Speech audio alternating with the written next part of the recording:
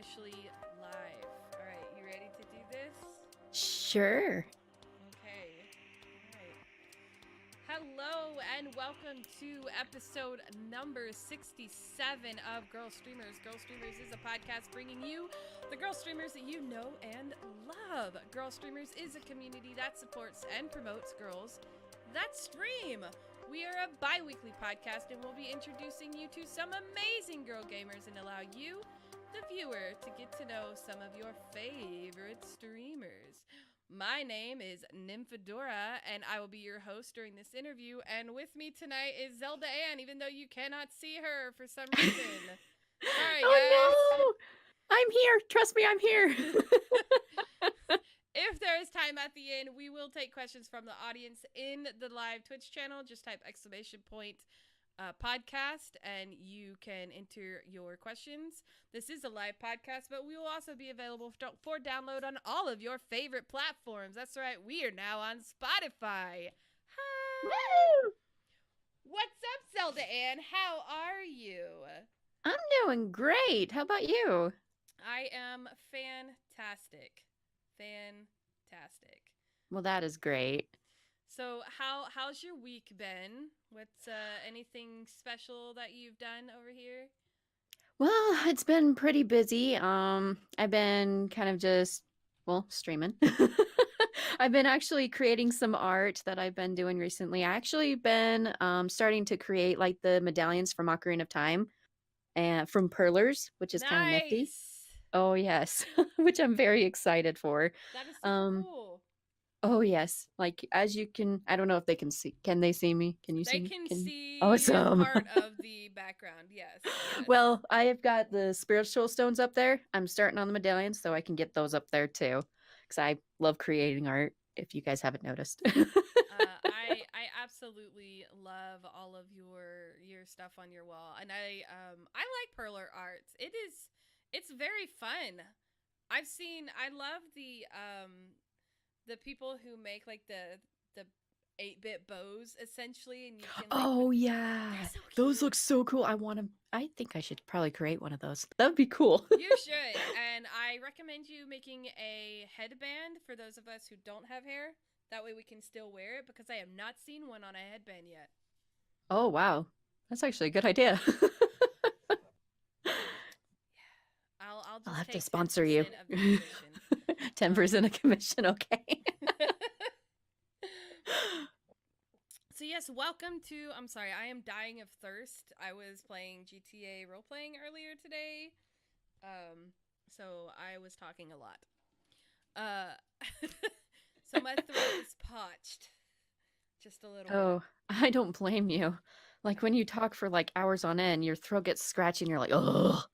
And I am quite obsessed. We were talking about this earlier today. I'm obsessed with the Grand Theft Auto right now again, which is hard to do because yeah. Anyway, we're not here to talk about me and my experiences in gaming. We're here to talk about you and your experiences. So how did you come up with your screen name? That is actually quite an interesting story. Well, my middle name is Ann. I've never liked my first name, so I always go by my middle name, Ann. Zelda, when I was a kid, I've always been nicknamed Zelda because I absolutely love Zelda. And that's pretty much like I know, right? That's like the only thing I would ever talk about. So they just nicknamed me as Zelda. So for pretty much almost like everything that I go into, it's like ZeldaAnn. But when I tried to do Twitch, someone already took that name. How dare they? Oh, that sucks. Oh, it did. So I'm just like, you know what? I'm going to be the one and only ZeldaAnn. So I'm the ZeldaAnn. I like it. ZeldaAnn, though, it sounds like a real name. I mean, obviously, well, I figured it had to do with Zelda, but it does actually sound like somebody's name. It rolls off the tongue very, very well. I know, right? I dig it. You've got a few people lurking in chat over here, showing some love, throwing up your emotes in chat. You guys are awesome. So where are you from? I am from Utah. I live in Idaho right now, but I am from Utah. So you're from the Midwest, huh? Pretty much. Nice. Have you been anywhere outside of the Midwest, like any kind of travels or anything? The furthest that I've ever been to the east is Kansas. Okay. Never been further than that. That's not very far east, I'm not gonna lie. Nope. I'm pretty much been here in the West for ever, and I've actually recently, in January, I've actually finally went to the ocean on the West Coast. Finally. Oh, where? Next to Oregon. I can't Okay. remember what the beach is called, but it's like it's close to Portland. It's Okay. close to It Portland. was up in Oregon. That's Hmm. the state I really want to visit. It's supposed to be beautiful up there. It is so gorgeous. I highly recommend anybody to go in there. There's like moss on the trees. I've never seen this before, so I was fascinated by it. But yeah, there's like moss on the trees, That's and you awesome. can Oh, I smell the love that fish. look. I love that look. Um, yeah, no, I freaked out when I saw the standing man cactus for the first time in my entire life. You know, the one that are like in the westerns in the movies, right? Hmm. I never seen one in person before. I freaked out when I got to see one like out in the wild, not in somebody's yard. And my husband would not pull over and let me go take a picture. I was so upset. Oh, oh. Jeez Louise, that So would have I been a nice feel you. picture. I know. I totally feel you on the topography there. It is really cool to see the difference between, everything. Hmm. California, which is where I'm at right now, is vastly different from. Oh my god, it changes so quickly. Like I'm technically in Southern California, but it is not the same as LA, which I am not quite in LA. Just a little bit of elevation difference makes a bit of change. And then up in San Francisco in the Bay Area, it's even more different. And then it's, all trees and stuff in Northern California, which is where everybody loves to be, right? Because it's Oh beautiful up yeah. there. Yeah, I don't know if I could ever live in California. I've heard it's so hot and humid there. Is that true? It is not humid here. It is humid on the East Coast. Oh, on the East Coast. Okay. Yes. I'm getting my coast mixed up. Where I am from, it's humid and it sucks because Oh yeah. your sweat does what it's supposed to do out here. It doesn't do what it's supposed to do out there. It just you sweat and it doesn't go away and it just sticks and you're like swimming through the air. Ew. Yeah. Georgia is great in the winter. My husband used to argue it gets hot out here because it gets over 100, which it doesn't matter where you are. 100 is hot, right? Like Yeah, it is I very hot. I don't care if it's a dry heat or a humid heat. That's hot. Mm-hmm. So yeah, East Coast is humid, West Coast is an oven. Oh. Yeah, I can't handle that kind of heat. I get so sick, like tremendously sick when I'm out in that kind of heat. So I'm glad I'm up in the Oh. Idaho area. It doesn't really get to the hundreds that often, which is nice. Oh Very, wow. very nice. Yeah, heat exhaustion is a thing. It is. It is Oh yeah. definitely a thing. So I'm gonna ask this question, but I think I know the answer. What's the first game that you ever played that got you into gaming? Speaking of, it's actually not Zelda. What? I know. It's actually Mally Mauer. I always get tongue tied on this one. Mally Mallard and Cold Shadow. What? It's What Donald. is Yes, this? it's actually Donald Duck dressed up as a ninja. What? How did I miss this game? It is a great game. Oh, I highly recommend anybody to play it. I think it's just on the SNES. I don't think it was on the NES, but it's on the SNES. That's It's a great amazing. game. But That yeah, is everybody's awesome. like so surprised. It's like, which game did you play? Let me guess, Zelda. Actually, no. That's Oh. that is really really cool. So, how long have you been streaming? I've been streaming for 2.5 years now. Really? Mm-hmm. I feel like you've been streaming longer than that. So you've been Nope. streaming about as long as I have. Wow. Probably. What got you started? Like what just made you go, I'm going to try this? Well, partly, I have social anxiety, And I have struggled with it for like quite a bit of my life. And I was like, I really want to like find a way to get rid of, well, not get rid of it, but pretty much get used to it and whatnot. Mm-hmm. So I ended up first going into streaming. It's like, maybe this would help me. I enjoy playing video games, and also maybe this will help me open up a little bit more. But then as time ended up going on, I ended up really starting getting friends on streaming and a really great community. And I got to the point where I wanted to try to help people out that have the same situation that I have, or pretty much that just needs someone to talk to, or a friend who wants to talk about their struggles in life. So that's pretty much what got me into it, was my own struggles, and now I want to help other people's struggles, if that makes sense. So, do you do like a mental health cast of any sort, or do you just offer that offline? Yeah, I pretty much do like a mental health day. I kind of had to stop doing it the last few months because I was trying to finish school. And Mm-hmm. also these last couple of months I've been busy out of my mind. But I regularly try to do it like once a month, and or maybe sometimes every other week, to try to help people out, or just to even just have a bleh day. Right, right. And then some days I just have random mental health days of my own, where I'm just like, I don't want to play gaming right now. I just pretty much just want to sit and talk with you guys, because I've had it with this week. That's awesome. Oh my gosh. How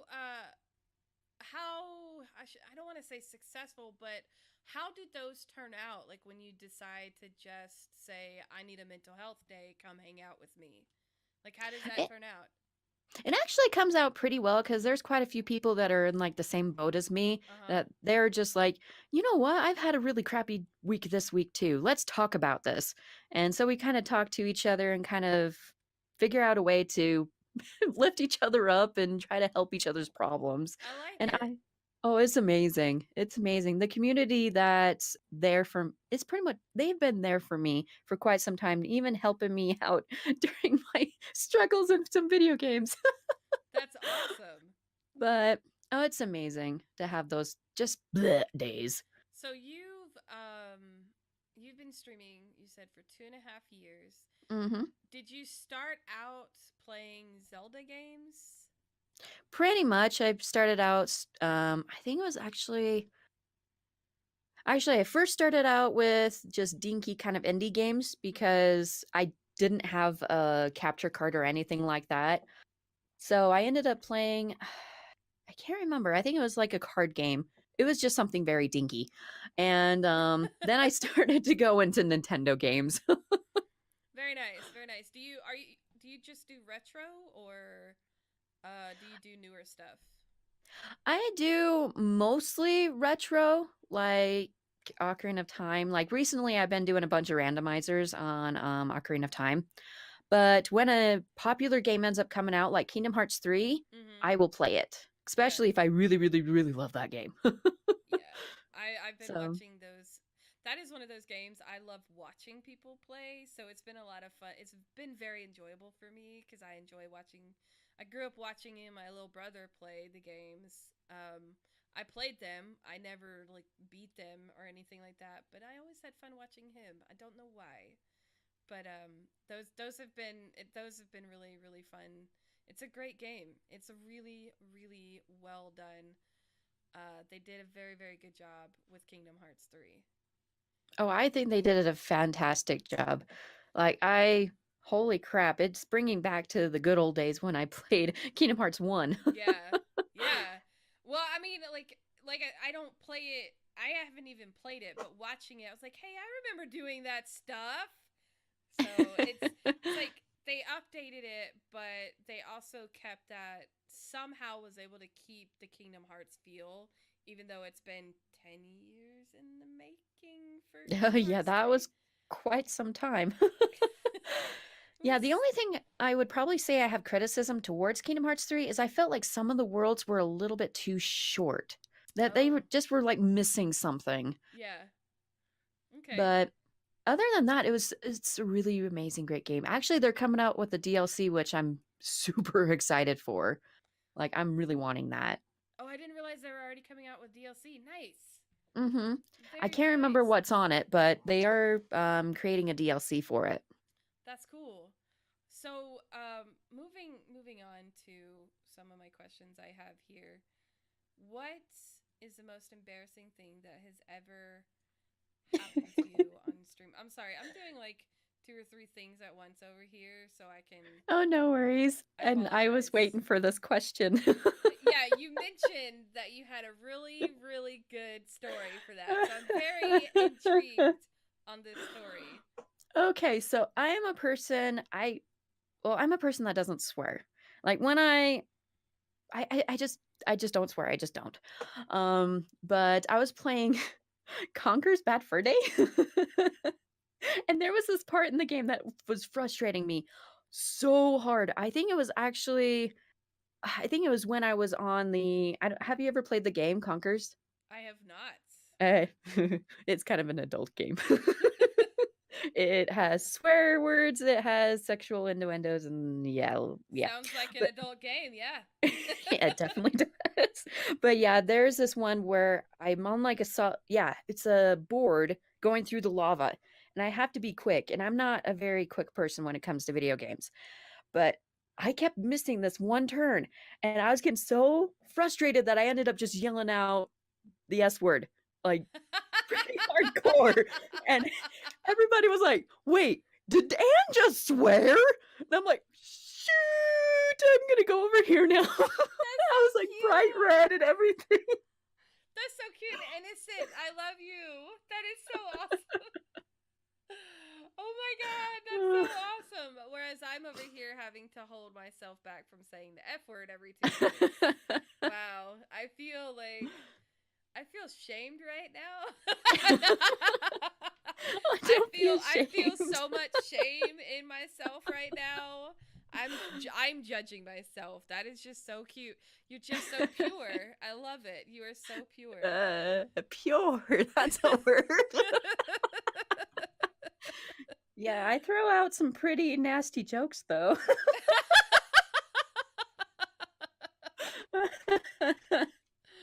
Oh my god, that's great though. Oh my god.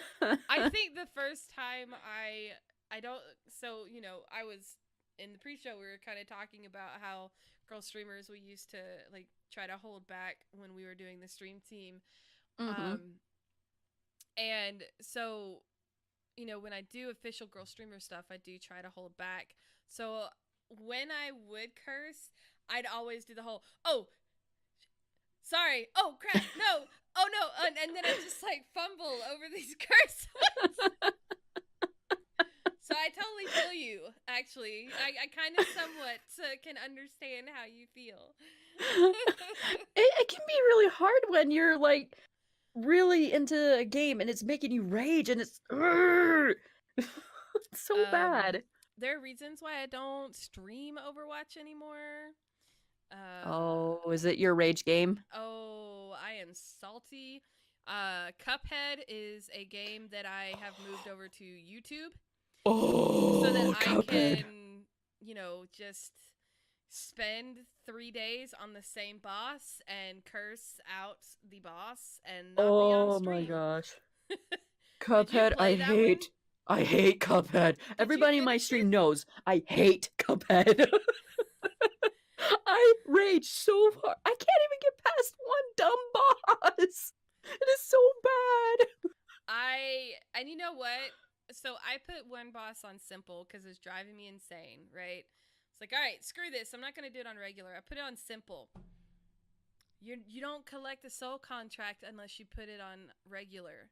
It has to be played on regular, and I had no idea that I can't even do it on simple. Right? Like I got through. Yeah. So yeah, they're very entertaining videos for my people, and I'm going to do it. It may take me 100 years, but I will eventually kill the bosses in Cuphead. It's so hard. It is so rage-inducing. Like I can't do it on stream because I take forever to finish one boss, and that gets boring. Oh yeah. Yeah, oh yeah. It is a game I can only play for about 40 minutes at a time. You are dedicated. I can't do it. I gave up. I gave up after like maybe I think it was probably 45 minutes. I'm like, okay, I'm sick of this. Like, nope. Rage quit. Table Oh, flip. it was a total rage quit, and everybody, they make fun of, like, quite a bit of the viewers make fun of me because of how I will never touch Cuphead ever again. They're talking about it in chat right now, and they're laughing their butts off right now. I am suspecting it. So, what's your most memorable moment on stream? Oh my goodness, there's quite a few memorable moments. I'd probably say one of them that really ended up filling up my heart was, I think it was my 1 year. Yeah, it was my 1 year. Someone created a video for me, and of all these like lovely comments, and then at the very end, it was my husband's comments of how he loves me and everything. I just bawled. I full on bawled on stream. That's so sweet.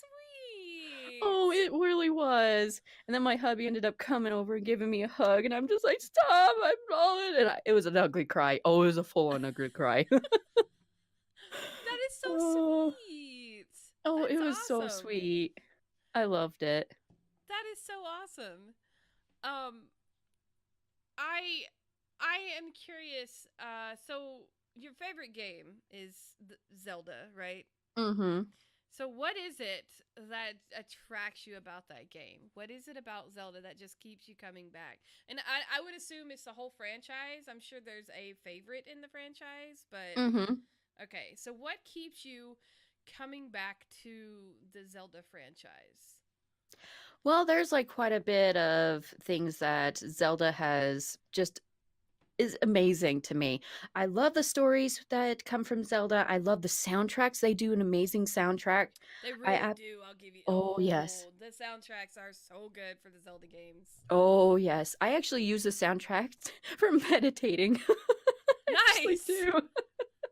But I love the soundtracks. I love the gameplay.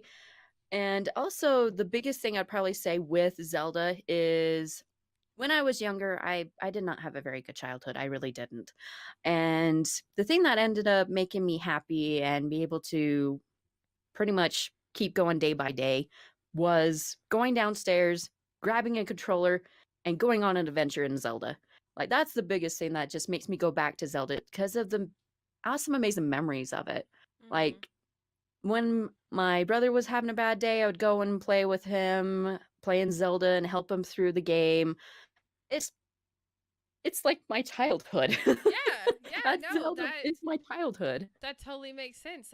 That's awesome. I've never really. I love the Zelda games. I've always had fun. I've never been able to beat one ever in my entire life. I've never beat Zelda. in any well, nope. I lied. I beat Link Between Worlds on the DS. That's a great one. It is a good one. It's a very fun one. So I lied. That's the one Zelda game I have completed. And I've played it multiple times. I like the replayability of the Zelda games because you can still, even the first one, like the very first, I remember playing the very first Zelda game on my friend's Game Boy. Like those big brick Game Boys, right? Oh, yes. Like massive Game Boys, like the original Game Boy. If you guys don't know what the original Game Boy looks like, just go Google it. It was huge and it was heavy. And you have to tilt it towards the light so you can be able to see it. It did not light up, and the screen was so tiny. Oh my god. Oh, yes. I loved playing that game on my friend's Game Boy. We would all fight over that. It's a great game. So, but of course, I'm saying that with every Zelda. It's a great game. What did you think of Breath of the Wild? I've heard a lot of people have complaints about it, but I've heard really good things about it as well. I really do like Breath of the Wild, but there is some things that I wish they would have incorporated. I felt like they were stepping a little bit too over the line from the original Zeldas. I absolutely love the open world. I absolutely love how you can pretty much just go anywhere.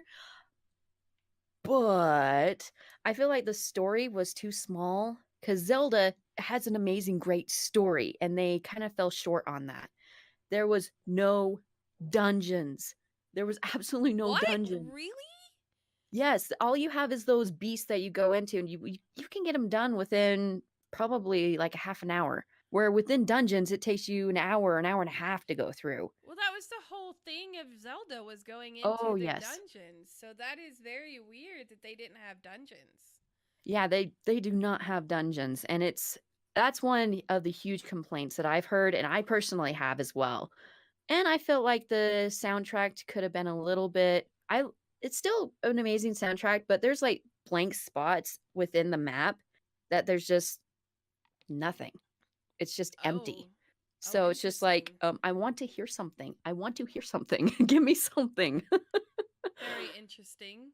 That is Oh, and yeah, and weird. the Koroks. Don't get me on the Koroks. Holy freaking cow. 900 and Wait, I want to know. I want to know if this turns into a Zelda review stream. Oh. It's a Zelda review stream. I want to know. There's way too many Koroks. Holy crap. There's like 900 Koroks that you have to go and find. And when you end up getting all the Koroks, it's utterly useless. You don't really get anything useless except it looks like a sorry if I'm gonna say this, but it's a gold piece of turd. That's all you're getting. It's just like, wow. I went through all that stuff to get a turd. That is the name of the podcast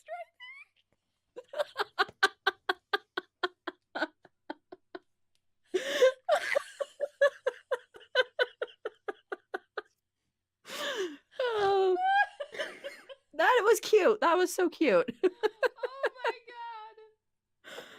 my god. But yeah, Koroks, not worth it. For a Golden Turd is the name of your podcast. Woo! Yes. Yes. I love it. I love it too. Oh, yes. Oh my god. I hate. Okay, so I'm a WoW. I'm not a WoW player anymore. I stopped playing WoW. But that sounds very wowy to go grind for nothing just to get XP. Basically, is Yeah. what it. Yeah, pretty much. Like all you're getting the Koroks for is pretty much when you get up to I can't remember the exact number, but it's close to like 450. Mhm. All you're pretty much getting is open slots for your arrows and your swords, and that's pretty much it. That's all Yeah, you're that doing. sounds like a MMO, like the kind of stuff that Mm-hmm. you grind to do for an MMO. And Zelda's not an MMO, although I do think Zelda would be a fun MMO. Mm-hmm. But yeah, that doesn't have a place for that type of game. So Oh, it does I not. can see I can see that being a frustration with the game. Oh, yes. I gave up on getting all the Koroks. I got up to the 450. It's like, okay, I'm done. I'm not going to get the turd. I'm not going to get it. I don't need it. So, what games are there any games that you are excited about coming out soon? I am excited for Link's Awakening, Radiance of Hyrule, and to kind of go away from the Zelda, um, Dragon Quest Builders 2. Those 3 games. Ooh, yeah. Okay. All right. I need to know more about Link's Awakening because isn't that supposed to be a remake? Yeah, it's pretty much a remake for the Switch. It looks fairly well, the map looks like it. But they ended up People because I saw a headline or doing the Cosmic Bulletin. Mhm. Stuff runs across my eyesight Mhm. constantly, and there was people were just not really. God, it's been months since I read it. They weren't really happy with what they've seen so far of Link's Awakening because they're adding something. I think people are probably not too excited about it because one of the way it kind of looks, it looks more like how do I describe it? It it kind of looks like Link Between Worlds a little bit, but more fluffy. Okay, okay. So I'm pretty sure that's probably why people are not too excited. I can't remember what they are adding. I'm gonna have to go and research that.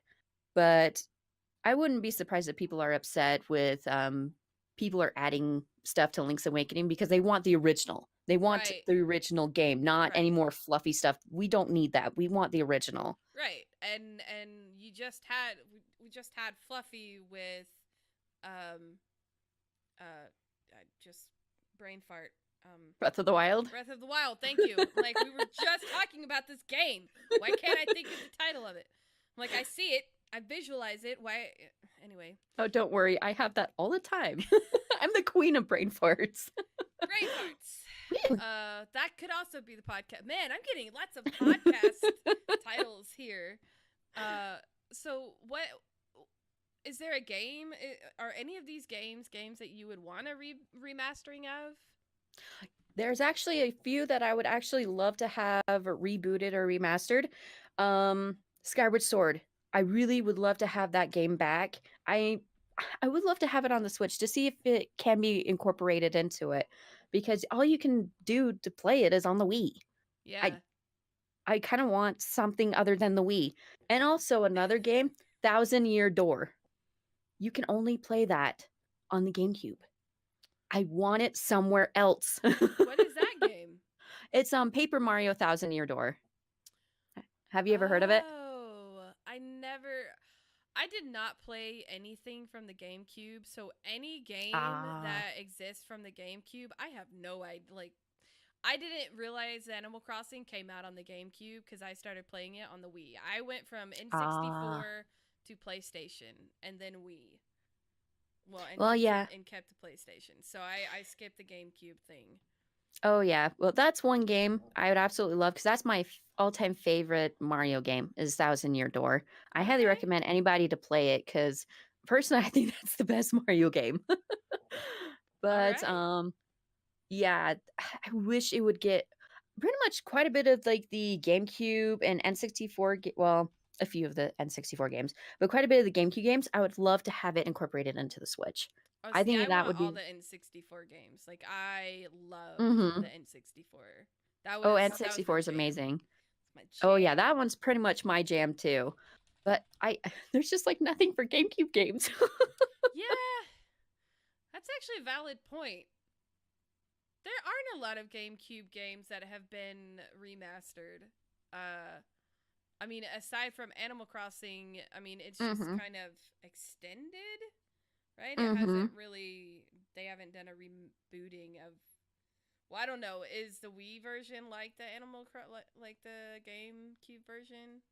I'm not sure. I haven't really got into Animal Crossing. Someone actually made me play it because I've never played it before. Don't do it. Don't do it. If you like simming type games, I mean, it's a fun game, but it's just a grinding, just a grinding hell that I continue putting myself through.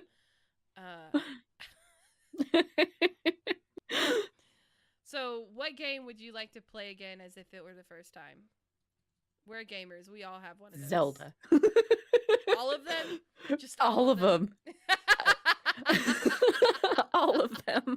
But if I had to choose Wind Waker and Majora's Mask, those two. Okay. I would love to replay those again. What is the oldest game that you have not beaten in your backlog? There's a lot of games I haven't finished. There's so many.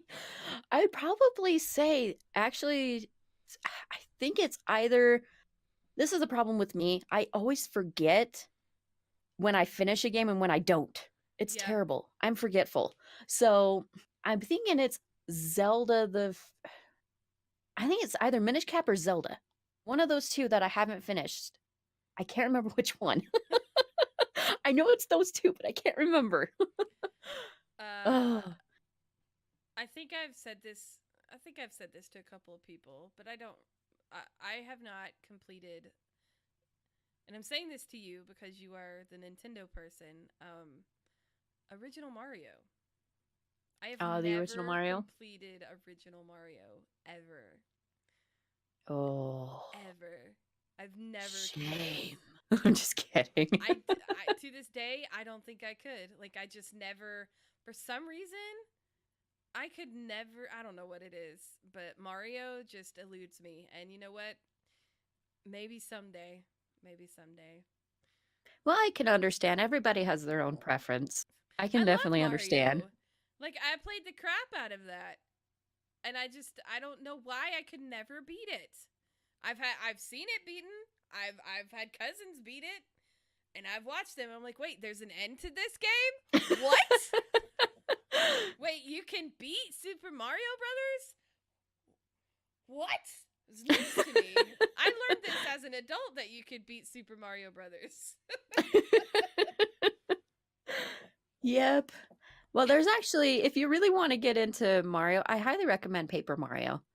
Like I've that heard one. really good things on the Paper Mario games. Yeah. Mm-hmm. Like if you really want to finish at least one Mario game, I highly recommend Paper Mario.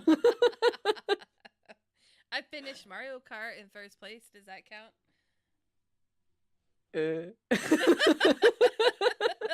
Sure, we'll go with that. So this time of the podcast is actually usually where I like to start getting into more of the meatier questions. So Oh yeah. to kind of start this off, are there any trends that you would really like to see change in the gaming industry? And I'd like you to elaborate on that. I feel like There's a I'm couple. asking a question, like a Oh, test question. oh, no Elaborate worries. on why, right? Oh, no worries. Well, you kind of need elaboration with it instead of just a flat out answer. There's a couple things I'd probably say I would like to change in the gaming community. One, I don't like microtransactions. I think they're absolutely pointless, in my honest opinion.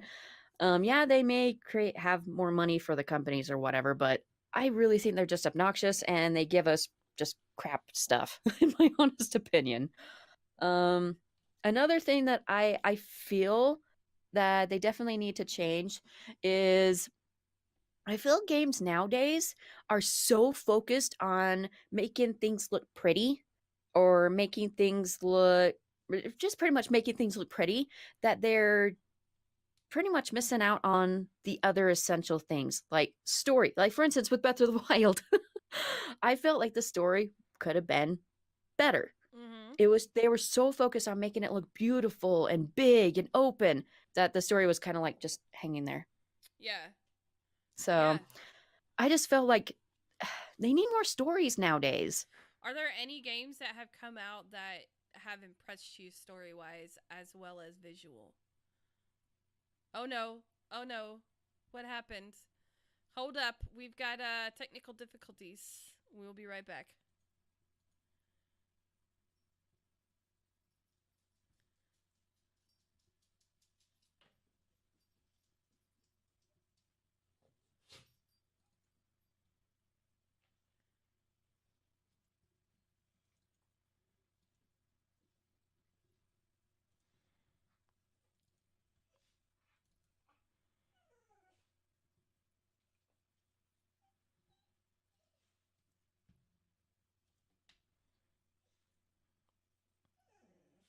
Sorry. Apparently I did not have a BRB screen there. And now we do. All right. We will be right back.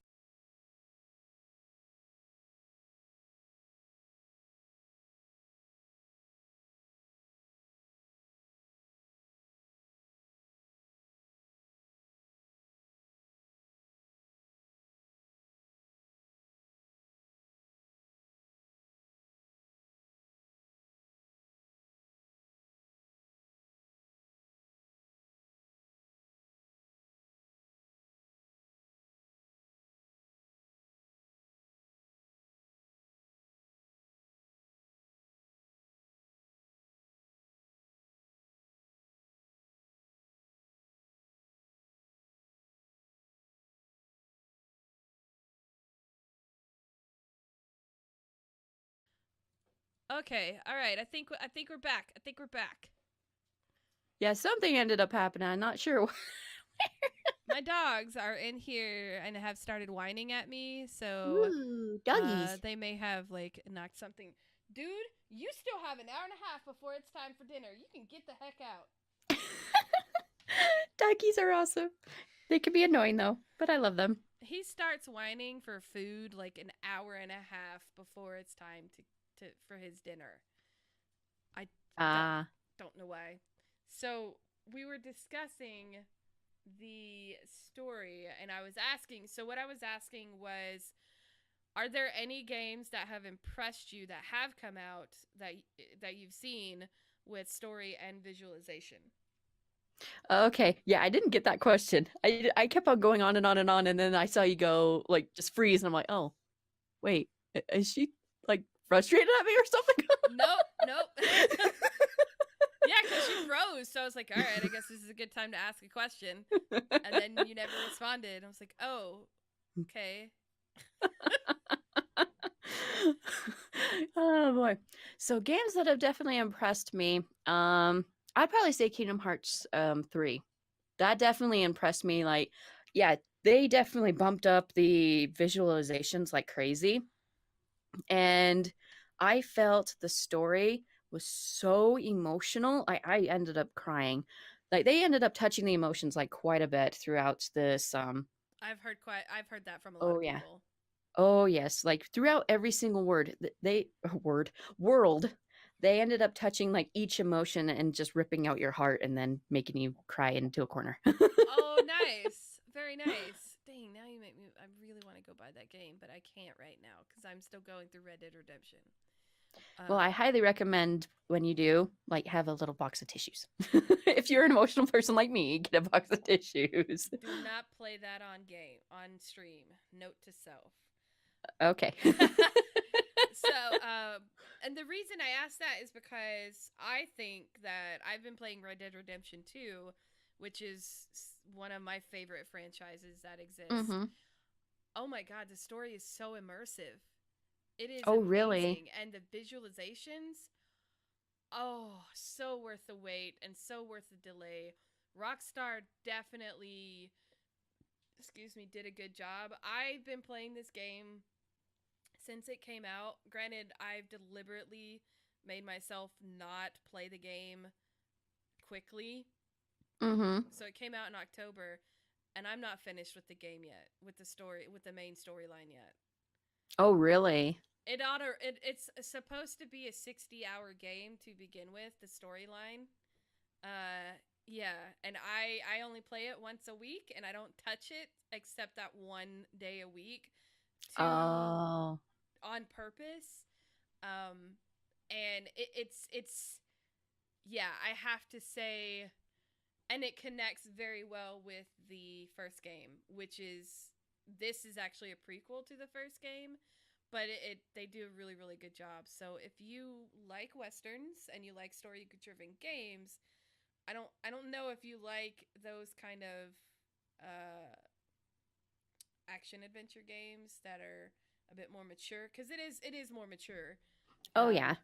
But you may be interested in Red Dead Redemption 2, but I agree with you on the story thing. It is very difficult to indie. That's where the indie market actually kind of excels, in my opinion. Mm-hmm. Is because they focus on story. Like one of my favorite recent games is the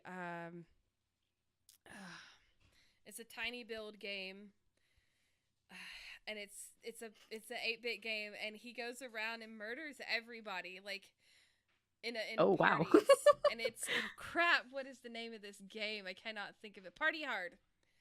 So the Party Oh, Hard I've heard franchise. people really like that game. It's so fun, and it's not like an in-depth story, but the way they tell the story is so good, and you're just like, all right, I get it. And the second game explains so much more, and it's like, oh, okay, all Ah. right, so that's what's happening right now. So I definitely think the indie market does better, and people are more Mm-hmm. willing to let go of graphics if the story is immersive enough, you know? Mm-hmm. Oh, I totally agree. Like I totally agree. Yeah, my hubby actually, speaking of with Red Dead Redemption 2, he's actually been playing that quite a bit, and he's been telling me, he's like, I really do need to play this. So I hopefully one of these days I'll play it, but he hasn't let me yet. Nice. Yeah, share with Ashley Overboard, my library with Ashley Overboard, and she's like, "Can I play?" I'm like, "Yeah, yeah. I only play on Thursdays, so you're good. You can play any other time." So we alternate so she can play through it because I mean, games are expensive, so it's really Oh, nice to be yes. able to do the library share with each other. Mm-hmm. Only with people you trust, obviously. Oh, absolutely. Yeah, I pretty much share my games with my father-in-law. He has like quite a bit of like these civilization kind of games. He absolutely loves to play those. So yeah, we just share with him because games can be very, very expensive, especially nowadays. I mean, geez Louise, you can get a game for like $80 now. Well, and the thing is, like, they don't even pay their developers, right? Like, where is this money? Like, we're shelling out $80 because I bought the special edition of Red Dead Redemption 2, Mm-hmm. right? But then you hear things coming out late, like especially recently within the last couple weeks. So many people are saying, "Well, we had to work, 24/7 one week. We couldn't go home. It's like horrible. It's almost like slave labor conditions Mm-hmm. to put out a game." And it's like, why I want to know why they're treating their developers that way, and like, is the money that I'm paying for this game going to where it needs to go, or is it Mm-hmm. not? Like, where is that money going for? Because it is expensive. Like, $80 is expensive for a Mm-hmm. game, and I feel, especially if it is a popular game, it's I know we have to deal with inflation and we have to pay people's things, but if you have, 2 million people buying an $80 game, you should be able to pay your people and Oh yeah, treat them exactly. right. You know what I mean? Like, there's Oh just yeah. something is not right in the industry as far as that goes. And I think that's something that needs to be fixed because a Oh, lot I of completely agree. Yeah, there's probably even more stuff that we're not even seeing. right, right, Mm-hmm. exactly. So yeah, I don't have a point beyond that, other than they're It's a really valid point, expensive. though. They're really expensive, yet we keep hearing horror stories about how they're treated. So it's like, well, Mm-hmm. now I just feel like crap for playing this game because it was made over slave labor, and it just, yeah. So pay your people, companies. Yeah, exactly. When you actually said that, I blame my husband for this. I am seriously turning into my hubby.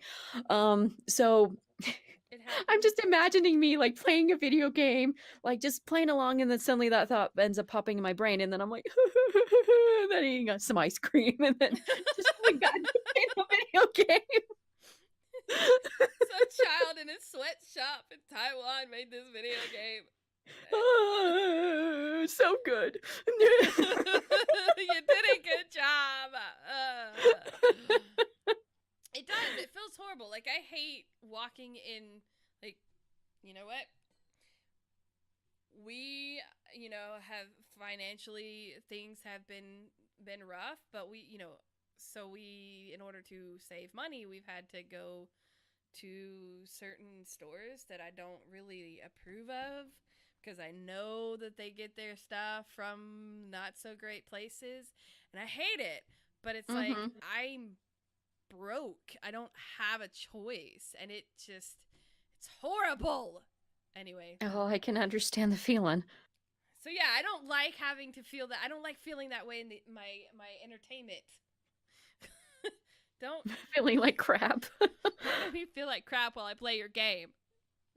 Well, there are Pay some your games that people. are intentionally making you feel like crap, though. I mean, that is true. That is true. Oh, Don't make me speaking do of, it unintentionally. like Detroit, holy crap. Have you ever played Detroit? I have not played that one, but I have seen people play that game. Oh, I that hear it makes will me mess with feel your like mind. I feel like a terrible human being playing that game. It's like, why am I human? Well, Humans are garbage. We all know this. No, I'm It's just kidding. true. Humans are good. There are just some bad ones.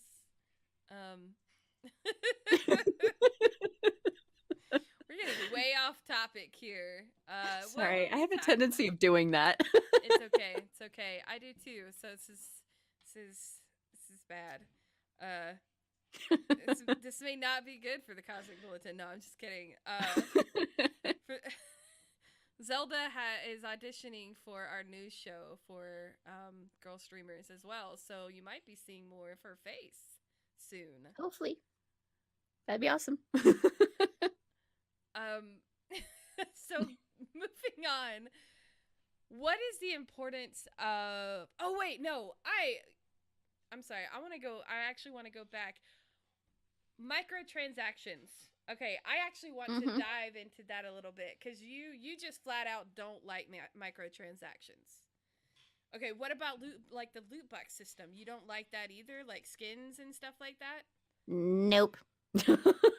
I don't like any of that stuff. I'm probably going to have a lot of people hate me for this, but I personally think that they are pointless if you're buying to buy things that are something that you can. How do I describe this?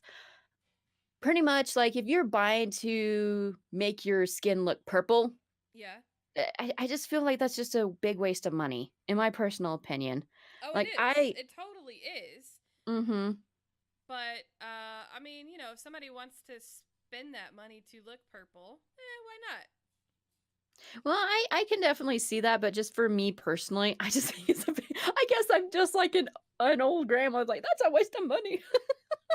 I think microtransactions should not exist if you paid full price for a game.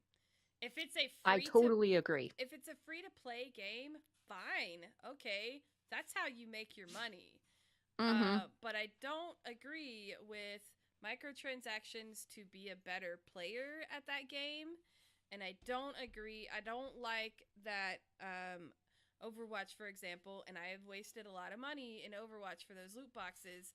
I hate that it is so difficult to get a loot box unless I spend 20, 30, 40 bucks on those loot boxes. It's like, why can't you make it a little bit easier to earn the coins, to play? Like, why does it have to be so difficult to earn that stuff? Because I don't want to say how much I paid for Overwatch because I bought it when it first came out because I was in the alpha, or I was in like the first beta. I wasn't in the alpha, but I was in the beta, and no, wait, I was in the alpha. Yeah, so anyway, I've loved Overwatch since the beginning, and I am not a fan. The more I play, the more I'm like, I don't want to pay for these skins anymore. I want to be able to earn them, but earning them it's stupid how hard it is to earn them. And I can definitely agree with that. And I get it, you want to make money, but it's like, I spent $80 on this game. Why are you still pulling money out of my pockets? That's business. You make money, and I guess you could say, well, we use that money for everything else to continue because it is an online game. So on the one hand, I can see the benefit of it, especially when it is a multiplayer game. Because you've got to be able to keep that stuff updated. On the other hand, it's like, okay, can you help some of us out who just don't want to spend $60 every 3 months? I can definitely understand that. But I've just always had this. Well, partially I have that view of why I absolutely don't like microtransactions and whatnot is because there's like so many things I wanted to do when I was like back there, and I couldn't pay for it. I could not pay for it. I didn't have money to pay for the things that I wanted to get. And if you wanted to get those things, you have to pay for it. So it's just, I just don't really like them. No, I think for the most part, people don't like. Is my audio better? People told me that my audio was a little low in chat, so just checking in. Um, to just checking in to make sure my audio is okay. So yeah, I think most people don't agree like with EA and the way they did Star Wars Battlefront. Let's just let's just bring out the white elephant. That is the worst situation in microtransactions. You should not pay full price for a game and then have to pay half of that, or no, I think it was like $60 just to get Darth Vader. That's stupid. That is so stupid. I'm sorry. That is stupid. I totally agree. Like, if you're paying on microtransactions more than you ended up for the original game, it's isn't it like up to the thousands to get everything? Yeah, and this is stuff to help you play better in the game. So these are like useful items. It's not the skin stuff. And I'm of the opinion where if you want to spend thousands of dollars on skins, you know what? That is your hobby. That's what you pay for, right? Like, some people collect comic books. Some people collect skins in Overwatch. It just is what it is, right? Yeah, you do have a good point on that one. They're not really useful. I mean, unless you happen to find a comic book that's worth something. But that's not going to happen all the time. And comic books take forever. Anyway, that's a different soapbox. As I look at my husband who has 1,001 comics or more, I swear. Well, I have no right to be saying anything. I'm collecting Zelda crap, so. there you go. Like, that's your hobby. Zelda is your hobby. So Zelda is your Overwatch skin. Yeah, pretty much. So that's how I look at it. Yeah, it's in a digital sphere, and yeah, if like everything crashes, you just don't have it. But you know what? If your house burns up in a fire, you don't have that shit either. Sorry. It's true. You don't have that stuff either. But yeah, that's why I wanted to ask you about. I wanted to kind of talk more about that because you're the first person that I've ever heard that is like, no, absolutely not on microtransactions. And I'm like, okay, let's talk about this. This is really interesting. So moving on, what is the importance, in your opinion, of accessibility that you believe in for the gaming world? So this is a question that Geeky Gimp was in here and asked somebody else months ago. So I totally stole this question from her. So what do you think is the importance of accessibility for the gaming world? As far as, one, is it important? Two, what about it, et cetera, et cetera? Actually, I had that situation kind of happen in one of my streams. I had someone who really wanted to play Breath of the Wild, but they couldn't really play it because they were legally blind. And it was kind of hard for them to play it because they could see squat. So I really think that's highly important because there's a chunk of like tons of people who would love to play these games, but they can't because they can't either hear or see or whatever. Being able to have like some sort of way to be able to spread it out even more to, well, they would have did we crash again? Oh no. Okay. I think no, it's just me. I'm watching you. I'm sorry. It's just me being quiet and open mouth listening because that's my attention face. Okay. So that's the face I saw when you froze. Well, that's my attention face. I'm sorry. Did you freeze again? So you were over here on my monitor, and my main camera is right here. So occasionally I'll look at the main camera, but okay. Yeah, I'm watching you talk. So okay. I apologize. No worries. It's just like, oh, is she frozen?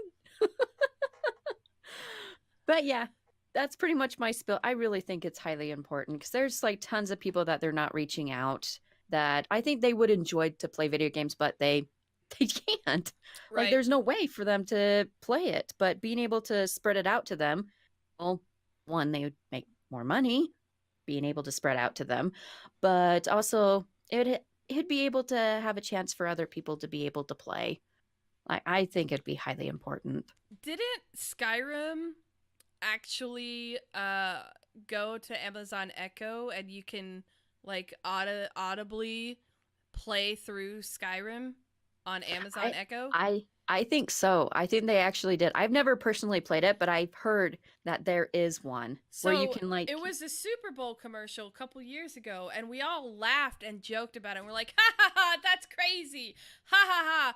But now that you say that, that makes complete sense to me. Because Mhm. what Skyrim's a great game. Why can't a blind person play Skyrim? Even though they can't see it, they can still hear it. Mhm. Yeah, And it's just like the music in Skyrim is wonderful. Like there mhm. are games that you could not easily. It wouldn't be easy, but you could most definitely transition, especially the very good story-driven games, into something like that and make it um, more inclusive for the visual impaired. Mhm. Yeah, that would actually like kind of with Skyrim, it would feel like you're playing D&D. I think that would Yeah. be kind of exciting. Yeah, like I loved it. That's exactly what it would be like. Now I want Mhm. Skyrim on the Echo. Dang it. I actually tried to search for it, but I couldn't find it when the commercial came out. I'm pretty confident it is a legit thing. I think so too, but Uh I if it's haven't not yeah. Skyrim, do it. Do it. Yes, exactly. Do it. So who inspires you to be the woman that you are today? I'm going to sound extraordinarily cheesy, but my hubby. I'm sorry, but besides my hubby, I have to also say my father-in-law. He is he is a saint. He really is. He goes out of his way to try to help people. There was actually My father-in-law sucks. oh really? I'm sorry. But my father-in-law, he's a sweetheart. Like actually, I'm sorry to go on to a little sad topic, but No. um my cousin ended up passing away a while ago, and I got really brokenhearted when I found out how he ended up passing away. Um, my father-in-law, in the middle of the night, just immediately drove over and ended up talking to me and trying to help Oh. me out and everything like that. And while I was just sitting there, just crying my eyes out and everything. Oh, that's so sweet. Oh yeah, Yeah, my I father-in-law would not do that, but my dad yeah. would. So there you go. My Yeah. husband's father-in-law is awesome. So Oh. that is so awesome that you have such a good relationship with your in-law. Like that's Oh, absolutely. Like I would look up to him. I really do. I want to be like him one of these days. Be able to just drop everything, go and help someone out. that's And awesome. yeah, I definitely inspire from him. But pretty much my hubby is like they're two peas in a pod. They both have like huge hearts that they're willing to drop everything and go and help someone out in need. I mean, Aw. if it came down to anything, my father-in-law would give me the shirt off his back. That's how kind he is. And I'm actually trying to tear up a little bit. It's I love them. okay. I love them both. I like to make people cry, so you're not the first to cry with me. Oh, okay. Well, I do get emotional, so.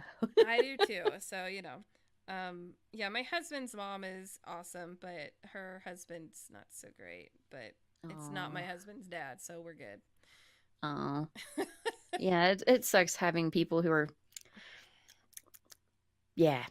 Yeah, yeah, yeah. That's so cool though. I mean, I grew up with my parents and my grandparents getting along very well. So I Hmm. was very lucky. I grew up in a family whose in-laws actually hung out and got along at family functions. Hmm. Most people do not. The in-laws, my brother, not so lucky. Not so lucky. His in-laws, Oh, nope. oh, No. that stinks. I'm like, oh, I'm sorry, bruh. Better you than me. You are such a sister. Yep, I am the big sister. Yep. Oh, That's really awesome though, and my condolences to you for your cousin. oh, Um, thank you. death is tough. It's hard to get through, but I'm glad it helps when you have a good support system around you to Oh, yeah. work through something like that. So what do you like? This is our part where we get to hear why you like being a part of Girl Streamers. Ew. I gotta Well, ask that question, oh, exactly. I mean, it's Girl Streamers channel. But one, partly, I absolutely love the community of girls that are in here. Like there was, um, can't remember what month it was, but I ended up having a couple of miscarriages, and I ended up going into the channel and I typing about it. remember that. Yeah, I I cried with got. you. I cried for you. That broke my heart. Oh, I'm sorry, it broke your heart. Now I'm tearing up. I'm Oh, so sorry. sweet. I remember that. Yeah. Yeah. But yeah, I had like so many girls just type to me. It's like, I know you're going through. I know you're struggling. Like, if you need someone to talk to, I'm here. And yeah, I've this community's just been really amazing. And also streaming on here was really awesome too, even though it was like at the butt crack of dawn. But You did. You had such a weird time zone. I'm like, okay, all right. but It was always a good time frame though. Like you always it had was a good solid number of people in your channel. So yeah, you had a good yeah, time. it was a really good it was a really good time, even though I was tired half of the time, but I did that to myself. I put my time on there. So That was not forced upon Zelda. She no, it chose wasn't. that I time chose it. slot. I chose it. I was thinking maybe, well, I'm a morning person. I can do it. Nope. Oh, I'm tired. Wasn't it like Saturday morning too? Yeah, Saturday mornings at 7. Why? 7 Why in the would morning. anybody get up at 7 o'clock in the morning on Saturday? I don't know. Me. You're insane, woman. You're insane. I am. I totally admit I am. That's awesome. I'm glad to know that, I remember that. That was tough. I suffer from infertility myself. So that resonates with me. I totally, yeah. Power. Woohoo. So one of the things that, Girl Streamers started because so many of us did not get that with other females, with other women, right? Like, Oh, yeah. society tells us we're supposed to be catty with each other, right? Like, we're not supposed to get along. We're not supposed to, like, actually uplift each other, right? Mm-hmm. And so the idea behind Girl Streamers was to not only promote, it was to bring women together so that we, because of what we go through as being a woman, whether you are a cis woman or a trans woman, just being a woman, there's a lot of crap that we have to go through. And just adding other minority ticks on top of that just Mm-hmm. makes it worse, right? So, Oh, yeah. we want to promote that because there are all kinds of women who exist and who stream, and that there wasn't a place that promoted us, right? So Mm-hmm. that's where Dad brought that in. She was like, look, these women I'm seeing, like, we were all just like scattered in the winds, right? And she's like, wait, there are a bunch of us. Why are we not talking to each other? Right? Yeah. So that's kind of how Girl Streamers formed. It starting on Twitter. Weren't you one of the original, cuz you've been with Girl Streamers. When did you join? I don't even remember, to be perfectly honest. Did you apply, or were you part of the I applied. Twitter? Yeah, I did apply. Okay, so it was after we had moved to Discord then. Because you were I think you were right after we had switched over to Discord.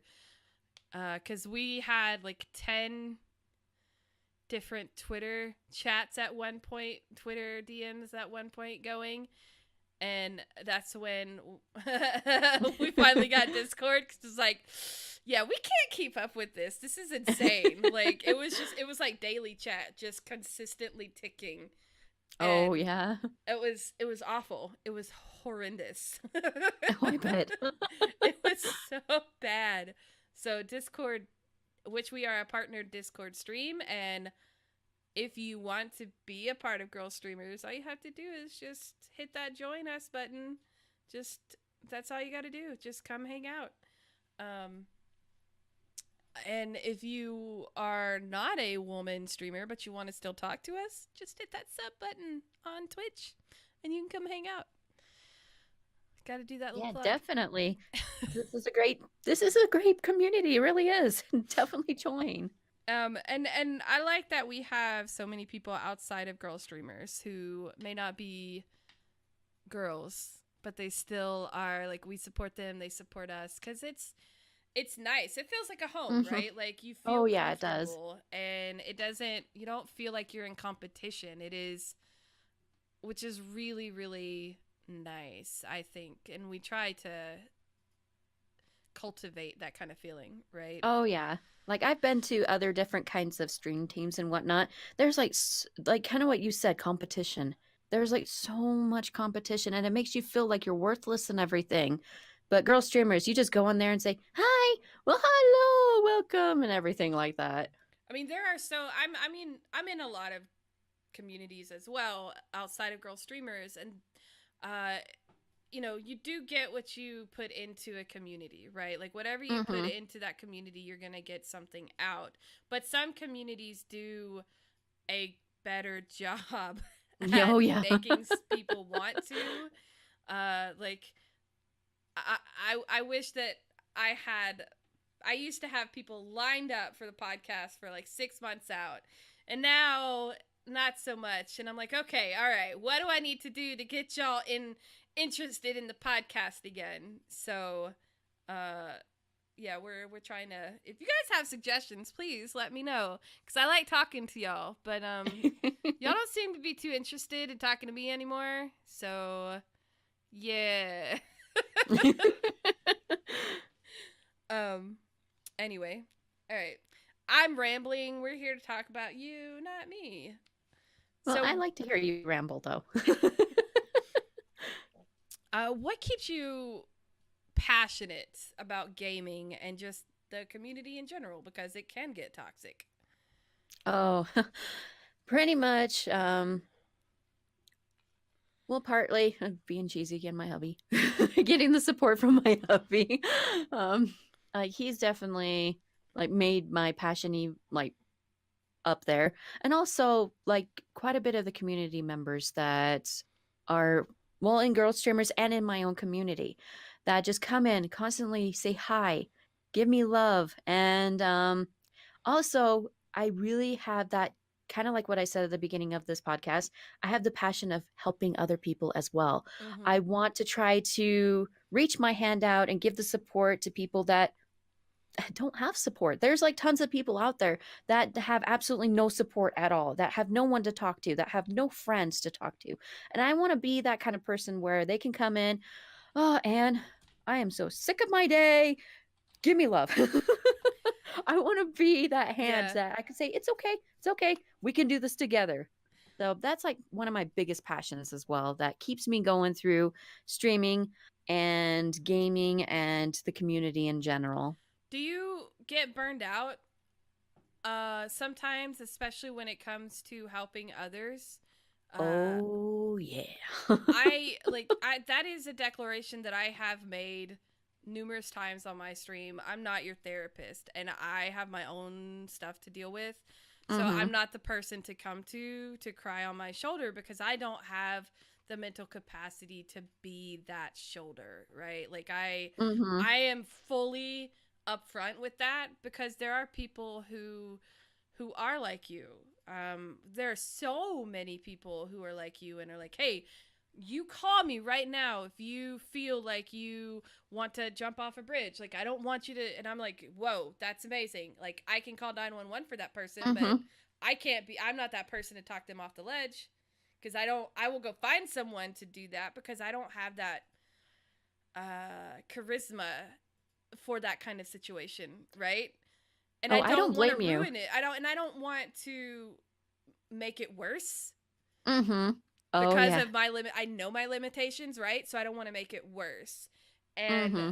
I can't imagine, especially with all of the stress that we encounter just being streamers, right? Just being Mm-hmm. a streamer. It is hard work. It is Mm-hmm. work. And Oh, people are yeah. crazy to think it's not, because it is. There is so much to streaming Mm-hmm. if you want to be successful.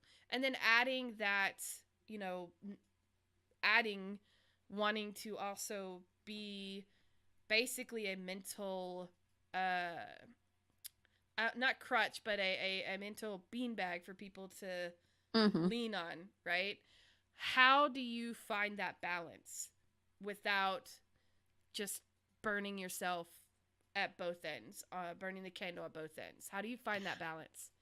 Well, that's actually something I've had to learn throughout streaming. Like when I first ended up starting to try to help people out, I ended up getting to the point where I had to help out everybody, everybody, everybody, everybody.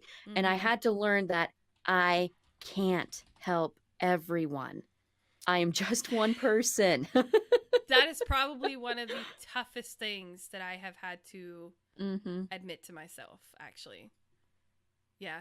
So I'm sorry. Continue. I mean, Oh, no that worries. is something that is very tough to admit. It is very hard because I have this horrible tendency of wanting to please everybody. Mm-hmm. And I had to learn that I can't do that. I'm just one person. I can try to help up to the best of my abilities, give them advice. It's their life. They have to take it or leave it. But I can, just like I said, do the best I can. Right. And I mean, I've had those people where I tried to help out and they actually ended up getting mad at me because they they ended up saying that I don't understand, like, I don't understand their situation. I haven't been there. And it's just like I at those times I've actually ended up getting a little emotional, but I had to realize it's their life, Right. their choices. I'm me. Let me do my stuff. Right. Well, But the and when biggest you thing, are at that point, right? When someone is at that point, sometimes it doesn't matter what you say, it's not going to mhm. be right. You know what I mean? Like, Oh yeah. I'm a moderator in Paige's chat, Paige Monster, and she does a mental Monday, and Mhm.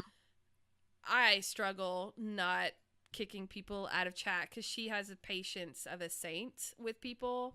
Mhm. Because people will come in and they will, unload or whatever, and she will constantly, like, I don't know how she does it. I don't It's know hard. how. I've seen her work, and and no, you're not. I realize you're not a therapist, but you're still. It is a form of therapy. It's like group therapy, right? Like, Mhm. so Exactly. nobody is an official counselor, but there is some benefit to that. And group therapy is really, really good. Mhm. It's a very good practice. But yeah, like, have you ever considered? Well, did you go to school for that? Like, what did you go to Yep. school for? Okay, all right. Psychology. So there you go. That was that. I meant to ask that earlier. So that explains why you focus on that aspect in your stream. Then. Mhm. Yeah, I've there's just like little things that throughout my streaming career, I'm just gonna say, well, it's yeah, it's a career.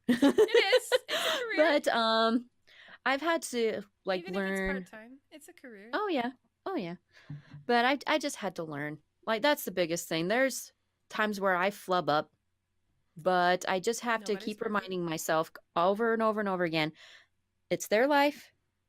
I'm human. I'm not perfect. And also, they can take the advice or they can leave it. Because that's the best that I can do. I can't go over there and like puppet them. Right. I can't. I But want to yeah, do that's that for my brother sometimes. I just want to be like, idiot, stop spending money on stupid crap. You got a 2-year-old, right? uh, I've been there. But that's just I love you, something that brother. I'm pretty sure you do. It's my only brother, and I love him to death. But God, but yeah. So would you find that some of the most challenging work though that you do, or and most fulfilling? Oh yes. Oh definitely. Especially with I've actually had one situation. I'm not going to say who it was because it's a little personal, but there was one person that was contemplating on the Mm-hmm. S word. I'm not going to say it. Right. But I ended up having to, well, one, get support from someone else, because that is definitely something that's emotional for me, Right. because I've been through that. I've been through that situation before. And I had to slowly talk to them and kind of give them love as much as I possibly can. But I have to also make sure that I realize that if they did, I did the best I could. Right. Because I know there's tons of people who, I mean, it's in human nature that we end up going into that whole yucky place where I could have done better, I could have done this, I could have done that, Yeah. and that's just going to drive people crazy. So I had to. It's really challenging, Yeah. especially with situations like that. It's so stinking. It's so challenging, but it's so fulfilling when I'm able to get them off that bridge, when I'm Yeah. able to help them out through a situation. Because I've had people who comment to me and say, I am so grateful that you're here. You ended up helping me out. And That's awesome. it fills your heart with joy being able to, oh my gosh, I actually did something right in my life. Right. That's awesome. Well, I mean, don't most psychiatrists and like most therapists have their own therapist, right? Like, Mm-hmm. I mean, isn't it kind of a rule that you have to have a therapist if you are a therapist? Because you are told constantly about other people's crap. So you've got to release that somehow. Right? Like you can't hold Yeah. that in. Nobody can hold that in when they are seeing Oh, people yeah. day in and day out with whatever they're going through, right? Uh Yes. It's not quite a rule, but it's definitely, you need it. You're a yeah, human being. You can't hold in all that crap. You can't. You need the support. We're social beings. We need that support. It's right. something that is so vital. Well, and that's actually where the Bend an Ear channel came out of in Girl Oh, Streamers. yes. Cuz you know, we've in the past dealt with situations that were it was definitely a need, right? A lot of girls wanted a vent channel. But the problem with vent channels and discords, most people go in there and vent, and it's you know, it's I like the way we do it. I was really reluctant. I was the last holdout on adding that to the Discord, actually. I'll be quite honest, because I think that when you hold on to stuff and you don't actually properly let it go, um, and all you do is talk about it over and over and over again, it Mm-hmm. gets worse. It doesn't get better, right? Like venting Oh, on yeah. I read an article once that venting on social media, which is what Discord is, it is a social media platform. Um, it actually makes the situation worse, right? Instead of Yeah, like almost addictive. right, exactly. So, Carice had come up with the idea of resetting it every week, so that we're basically starting fresh. And I was like, I fell in love with that idea because I love the Mm-hmm. idea that it's literally to me, that is what a vent channel is. I Mm-hmm. release and it is no longer in the universe anymore, right? Like it Mm-hmm. goes away at the end of the week. It's Oh, gone yeah. and we start fresh. And so, you know, I'm probably giving out PR ideas, but to people, but and it's a private channel that is only accessible to the girls in the Discord, because you know there's crap that we deal with, a lot of crap that we deal Oh, with. it's so much stinking crap. Oh. um so it's nice to see it working the way we want it to work, right? And Mm-hmm. it's um so that's the idea. That's where that idea came out of, was situations, because we need that. Like, a lot of people need to have that, but you don't want to disrupt your Discord, like, regular daily chat, right? Like, a lot of, Mm-hmm. because tons of Discords have gone into creating that practice of having that vent channel, that mental health help channel, right? Mm-hmm. So they are very good, but they can be very bad if they're not treated with the proper respect, right? Like, Mm-hmm. so some Discords do it poorly, some Discords do it very well. Yeah, with mine, I actually end up having like questions of the day so we can have a little bit of positivity in there. Mm-hmm. Um, there are some questions of the day where we end up getting a little bit personal. Like for instance, what I think one of them was describe your worst day or something like that. And then we end up doing like Ooh, that's a another deep question. I like it. I'm gonna Oh have to yeah. steal that question. I Go ahead, like steal it. it. Go ahead and steal that one. I'm totally writing it down. But yeah, we'll go to like happy little ones where I will ask like, what's your favorite dungeon in Zelda? Or something like that. Yeah. So we can have a mixture of both. So it's not just negative, negative, negative, negative, because that can be highly overwhelming. You need some positive in there. Right. I mean, and you know what? That's actually, I like that point that you just made. It's really, even though it is a question that is deliberately meant for you to talk about a sensitive subject or an emotional Mm-hmm. subject, it gives that release. So you're not doing Mm-hmm. the fake positivity thing, right? Because there are um some people who just flat out don't want to do the negative thing, and it doesn't feel and this is not streamer related, this is just people related. Some people Mm-hmm. just will not broach those difficult subjects, and so it's disingenuine, because we are not one note people, right? We are Oh no, we're very, not.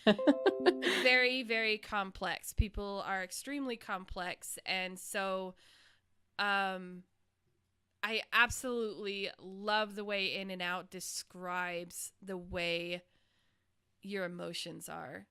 Absolutely, the visual that they put, that, if you have not seen that, have you seen it?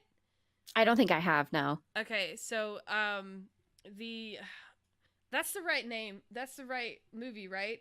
The was it Disney, was it In and Out? Oh, Inside. Oh, Inside Out, Inside that's it. Out. Inside Out, Yes, I thank have you. seen that.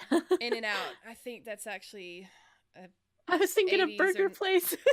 yeah, that's something else. Oh, it is that's we're having burgers tonight. That's probably where that came from. Inside Out. Yes, I love the way Inside Out did. God, I'm such a dumbass. Anyway, I like the way Inside Out visualizes that. And I'm a Mm-hmm. very visual person, and to me, you can say a lot without ever having to say a word, right? Mm-hmm. And sometimes describing your feelings and your emotions are better done visually. And the way they do it in that movie, just it like resonated with me. Like, I'm like, hey, this is something I've been trying to explain for years, as far as how I Mm-hmm. deal with stuff, right? So yeah, going back to what were we talking about? I got distracted. Mental health. Yeah, Anyway, mental health. so we're complex beings, so we can't be like just never talk about those serious subjects. But every once in a while, it's kind of nice to have that as a question of the day, so that you can be like, oh, you know what? I have had a shitty day. Let me tell you about it. And this is how I Mm-hmm. dealt with it. Because that's how you learn. That's how you learn from each other. Mm-hmm. So I absolutely love that idea of having, because I like to do the question of the day in my stream. And I like to do open-ended questions, and it's been gaining a lot of conversations lately, Oh yeah. doing the question of the day, and I only stream 3 days a week, so the question of the day really is only for 2 streams because one of them's a fitness stream. So I'm working Ooh, out. fitness. We do Yeah, I yoga. need to start. I need to actually start working out a little bit more. Yeah, it started out as a way to discipline myself to get back into working out, and it kind of developed into a like a 2-hour stream where half of it is me doing yoga and the other half is us discussing what we just did and whatever is on people's minds. So yeah, it's actually kind of cool. But yeah, so I find mental health very fascinating. I myself tried in 2016. So I was in a holding facility for 3 days and was diagnosed with depression and anxiety to the point where I actually need medication for it. And I was very resistant, but as the psychologist was talking to me and explaining the way our brains work, and like it's just fascinating, and that when you do have depression, it actually doesn't get better. Every depressive episode is worse. And that because of, to get a little scientific for people, but trying to do the layman, like, you can probably get more scientific than I can. But basically what it boils down to is there's a little thing under your brain, and it is what kind of runs that whole feeling kind of system, and it can be big or small. And when you have depression, it's small, and it gets worse and worse, and it gets weaker and weaker, and therefore your depressive episodes are worse and worse and worse, and it doesn't repair itself because it's not part of the brain, so it doesn't have that tissue, right? So it doesn't repair itself. Did I do a good job explaining it? Because I don't remember. You did a pretty good job. Awesome. You did a pretty good job. So, yeah, so it's very, very fascinating looking into it. And I was like, oh, okay, well, that explains why I never seem to get better, because I'm not going to. But you can manage it. You can teach yourself how to manage it. And oh, exactly. And everybody's different too. Not every single brain is exactly the same. Like kind of like what you were describing. Like some are big, some are small. Even with that, it can get you can't, I don't want to say it doesn't quite repair itself, kind of like what you were saying, but you can learn to cope with it, even though it does still have its problems and whatnot.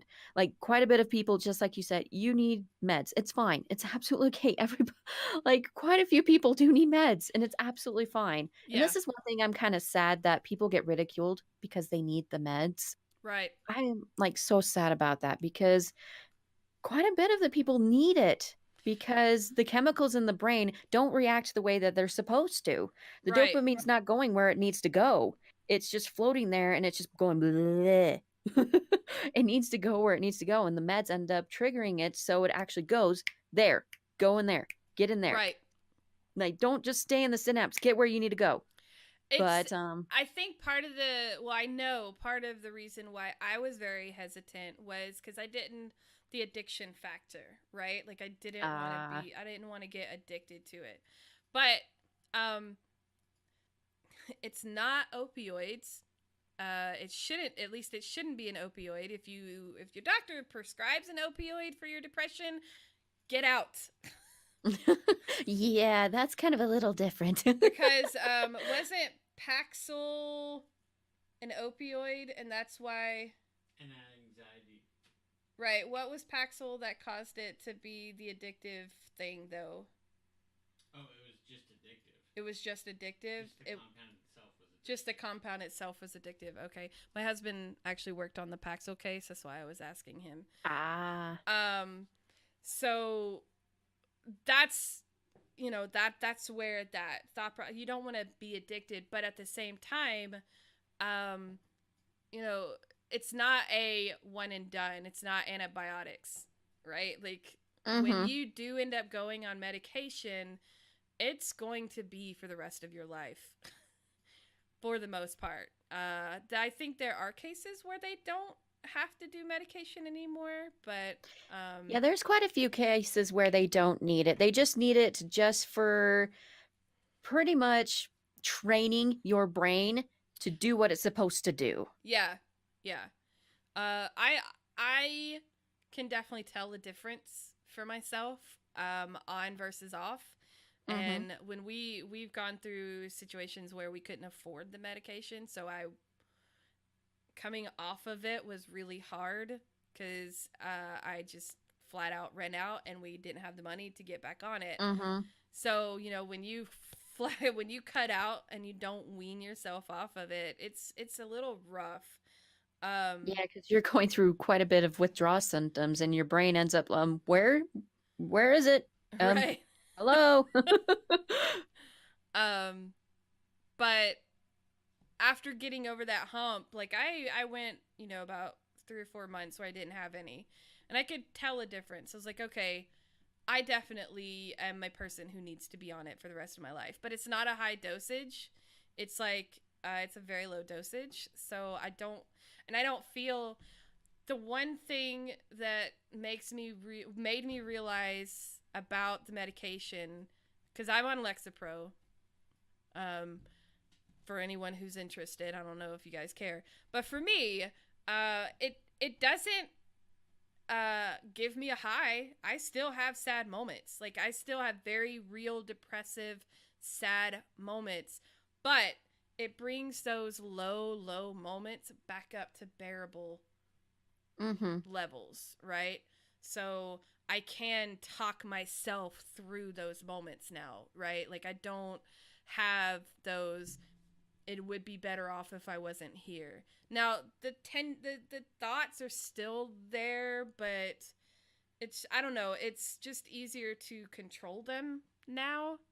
And I think that is definitely because I had therapy and have been in therapy for, the last 2 years. Well, up until last year. So I was in therapy for 2 years afterwards. And then, yeah, so I definitely, there's definitely the benefits to the medicine, and I know I'm not addicted to it, right? I just, because I'm not like on a high all the time. And I think that's indicative of whether or not the medicine is addictive to you, because if you feel high and it is like everything's great and life is great and nothing is bad, and when you plummet like really, really low and you can't balance that out, there's a problem, right? Like, your medicine should be balancing that out better.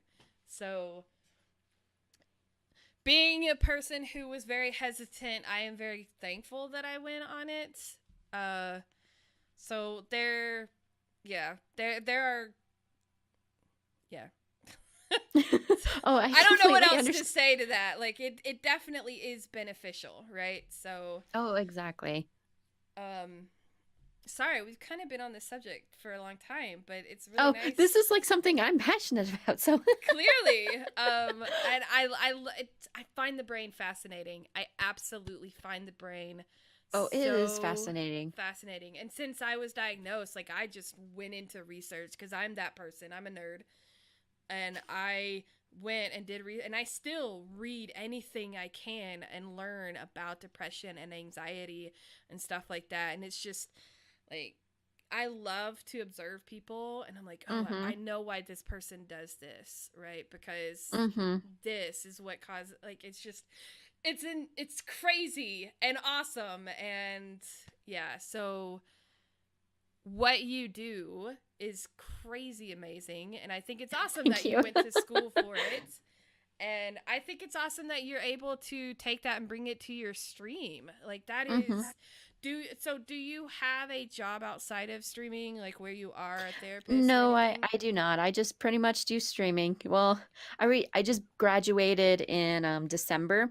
And I've just been constantly just like this after this after this. I haven't even had time to even look for jobs or anything. Right. Well, I mean, it's only 5. It's just May. It's just now May. Mm-hmm. So, yeah, you just graduated. That's awesome. Mm-hmm. Congratulations. Like that was Thank you. recent. It was just 5 months ago. Yep. Have you ever considered doing like a Patreon and doing therapy through that? Like selling your skills through the stream and saying, "Hey, look, I do one-on-one sessions. Here you go." And doing something like that?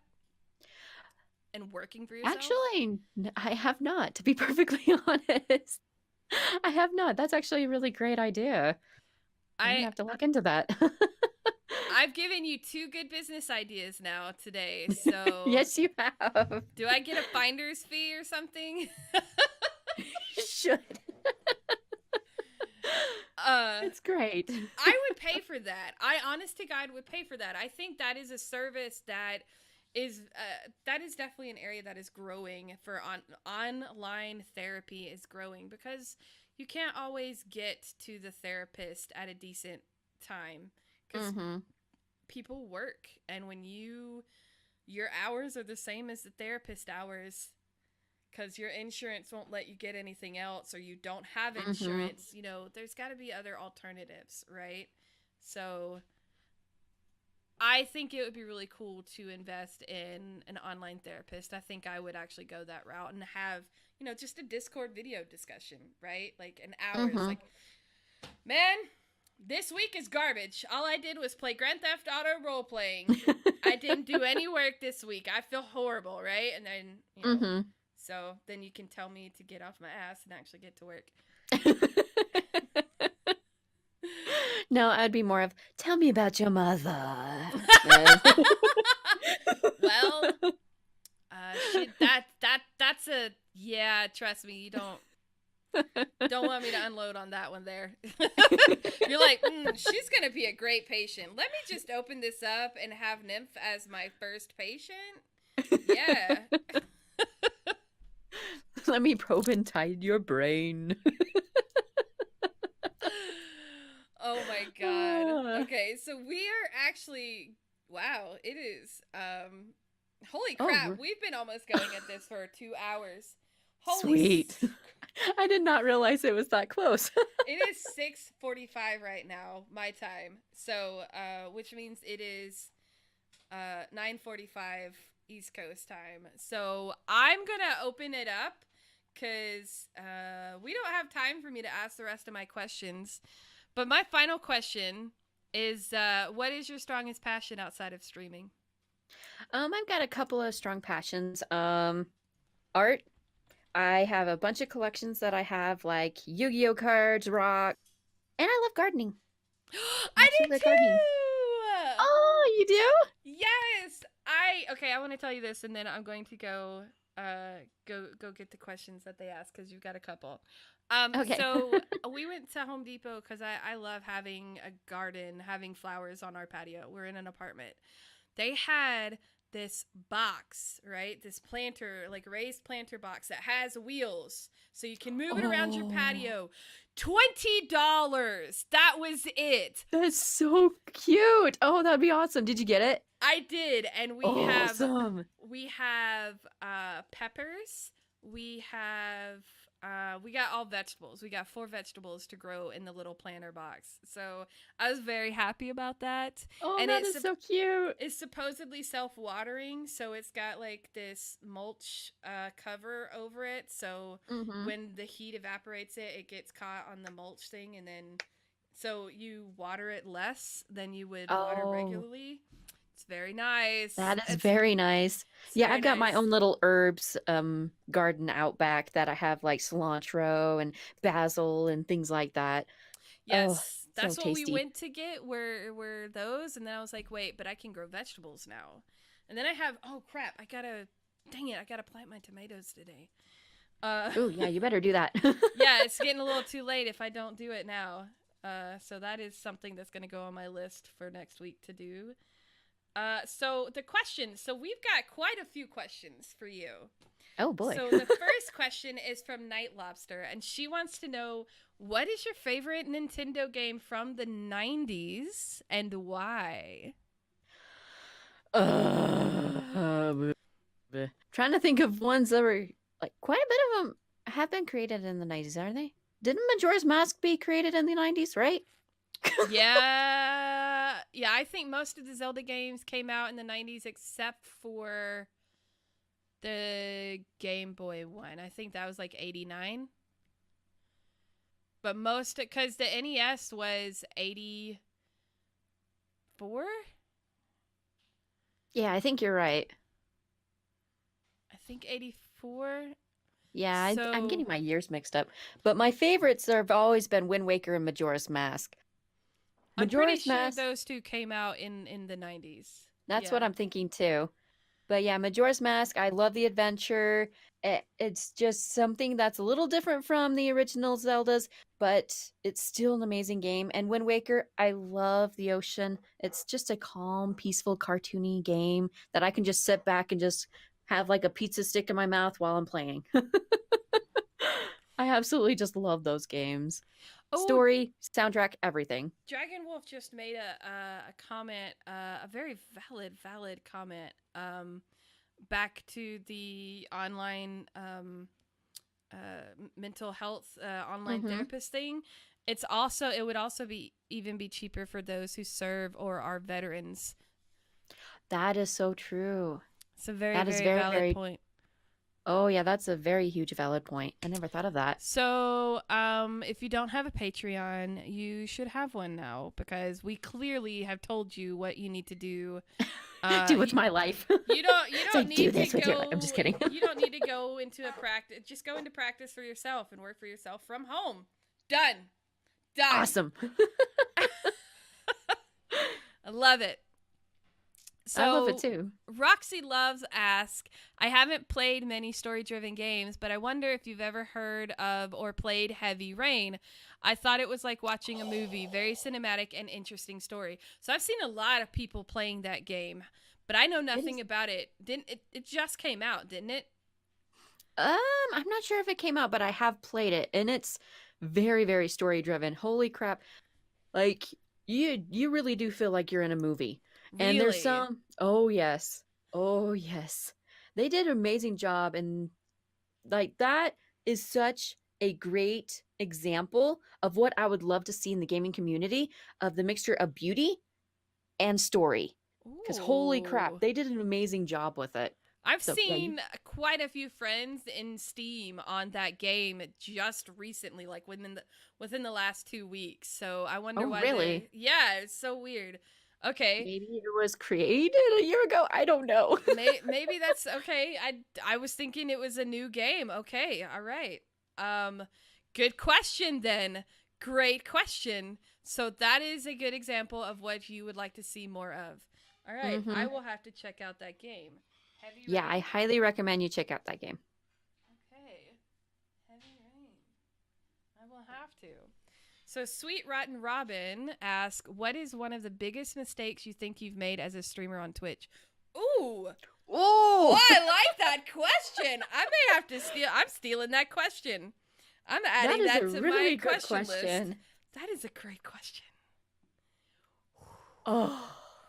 Ooh. I've made a lot of mistakes. Good question. Oh, I love it. Yeah, you definitely need to write it for the next podcast. That's a really good one. Yeah, I love stealing questions from other people. Thiefer. Like, I give credit where credit is due. Oh, that's good. But there's like tons of mistakes that I ended up making on streaming. Like for instance, when I first started streaming, I ended up having a very, very crappy computer, and I was thinking that I had a good computer. That was another huge mistake. Same. Yep.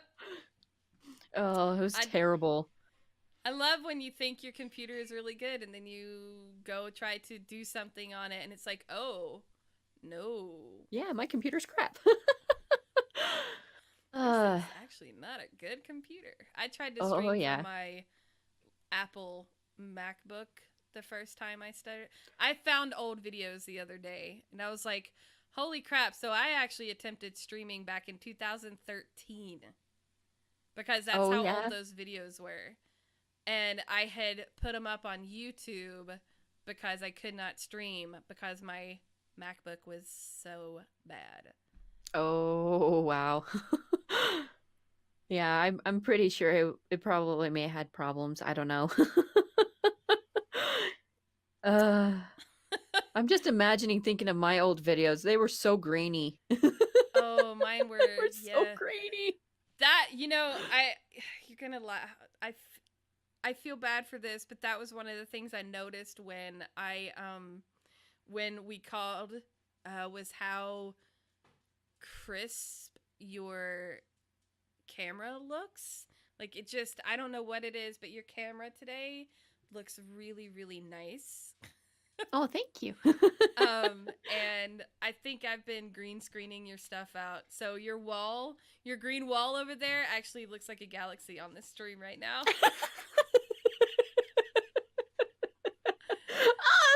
Awesome! I'm in the space. That is so great. I'm secretly an alien, if you guys didn't know that. But yeah, because I remember some of your first streams, and they were definitely not as nice as they are now. But mine were crap. Like, well, I told you about my old camera. Like, that, oh my God, that camera was terrible. I bought it for streaming, and now I'm like, why did I not do my research? Why did I not do research? Any little bit of research would have been fine. Any little bit of research. I just said, no, I'm doing it. Well, I'm pretty sure everybody's stream when they first start out is crap. I don't know. Well, at least I've I'm seen pretty some sure. people who went like full force in it. Like Kayla Marie T, before she went into it, she did all of the research and got all good stuff. And like, so hers has looked more professional than mine before mine ever got upgraded. Like her, I was like, okay, all right, screw you, Kayla.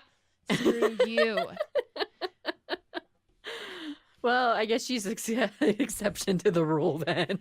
I mean, always do. That is some advice. I actually like to ask, like, what's some advice that you would give new streamers? So what is some advice that you would give new streamers? Well, I've actually have been giving quite a bit of advice to new streamers. I'm pretty blunt. I'll fully admit I am blunt with them. It's like, streaming is absolutely fun. Fully admit it, but there is some stuff that you need to know. One, your first stream's probably going to be crap.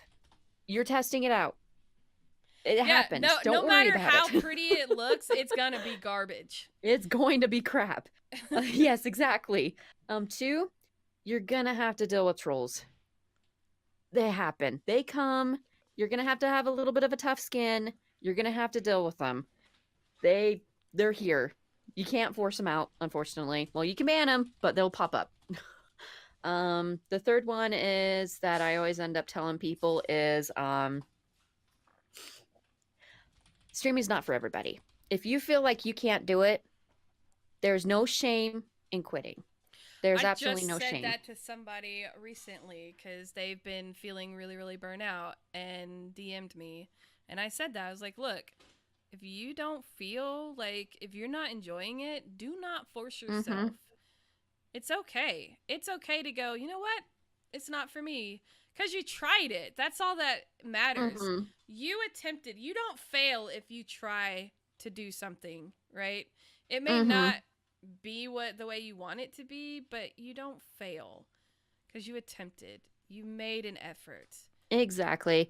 Yeah, because quite a few people that I have noticed, and even I did this, is I would stream, and burn myself out to the point where I'm just like, ugh.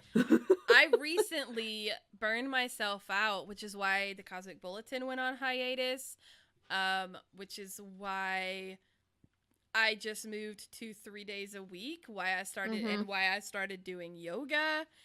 Because I had burned myself out because I was streaming literally 12 days a week with a 2-day break because I stream on Girlstreamers every other week. And my streams, Cosmic Bulletin Saturday, podcast is on Sunday.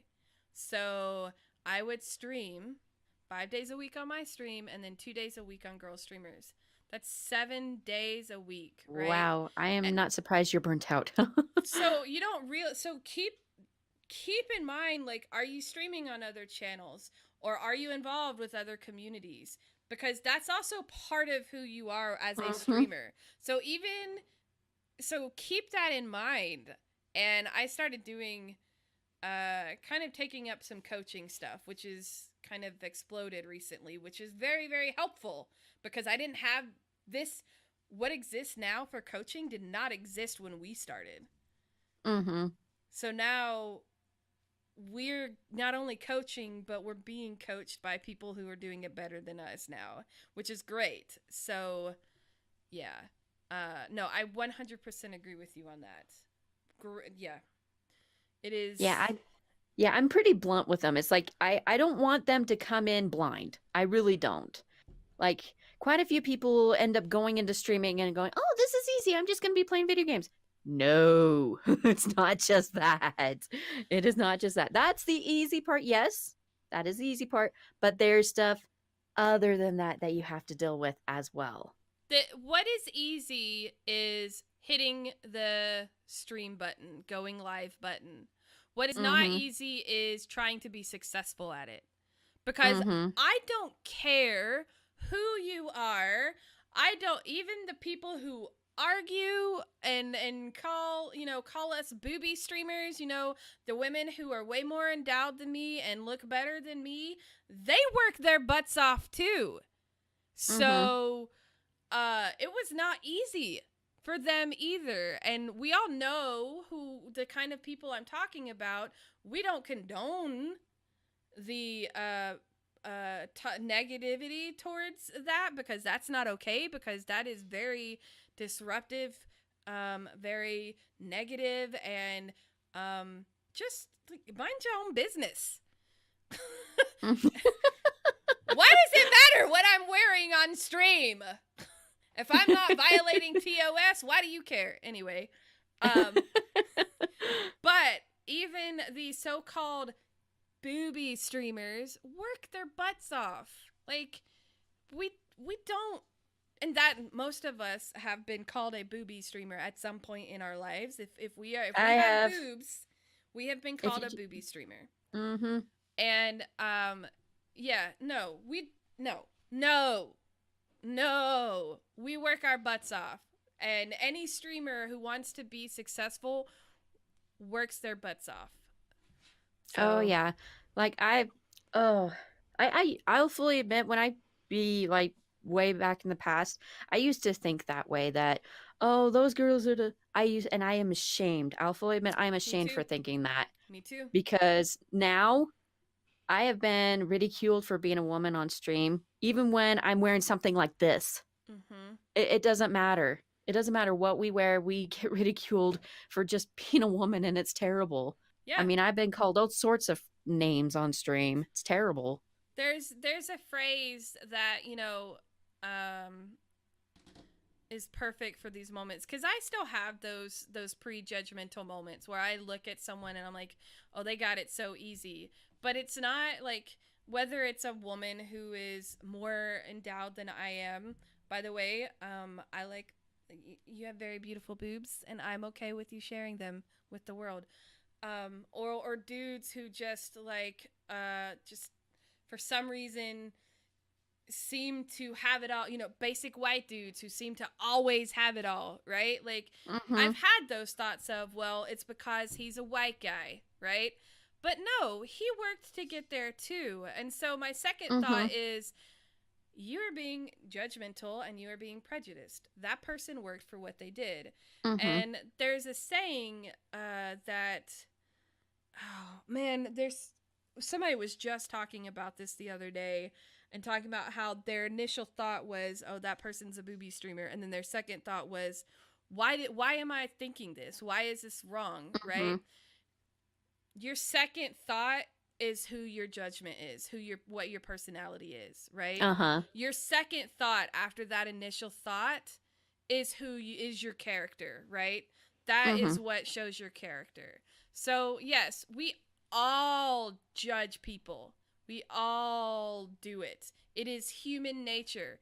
But what you do after that first judgment and how you behave or how you react or just your simple second thought after that first judgmental thought is your character.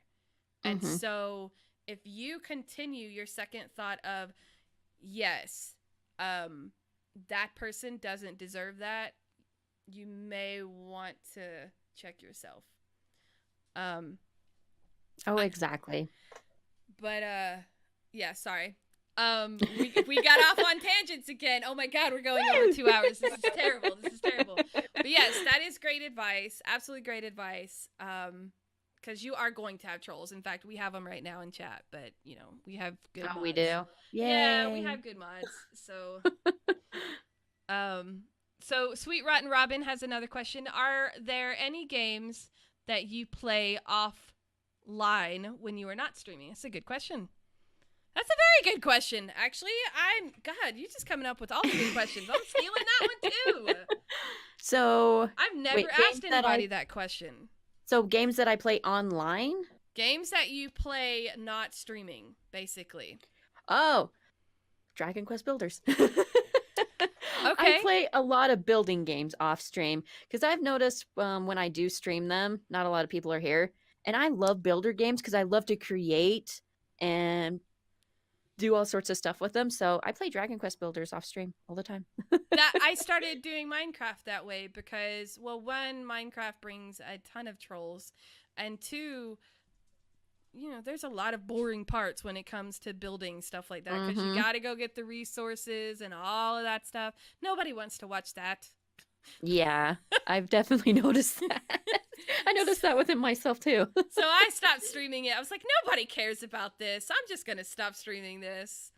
But it's still fun. And so I love, great question, Robin. You are coming up with some great questions. All of y'all have had some great questions. Oh, yeah, totally. Roxy Loves, I have 2 more questions, and then we will wrap this up because we have to. Okay. Roxy Loves asks, do you think having your viewer count visible affects your mood during streams? Very good question. Oh, yes. Yes, it does. That's why I do not see my viewer count because I have, and I'm pretty sure this goes with everybody, have a tendency of looking at it and then feeling like crap when it's not good enough. So I turn it off because I don't care. I don't care how many people are in my stream. I really don't give a crap. I want to be there for them. I want to just sit back and enjoy playing the game that I'm playing.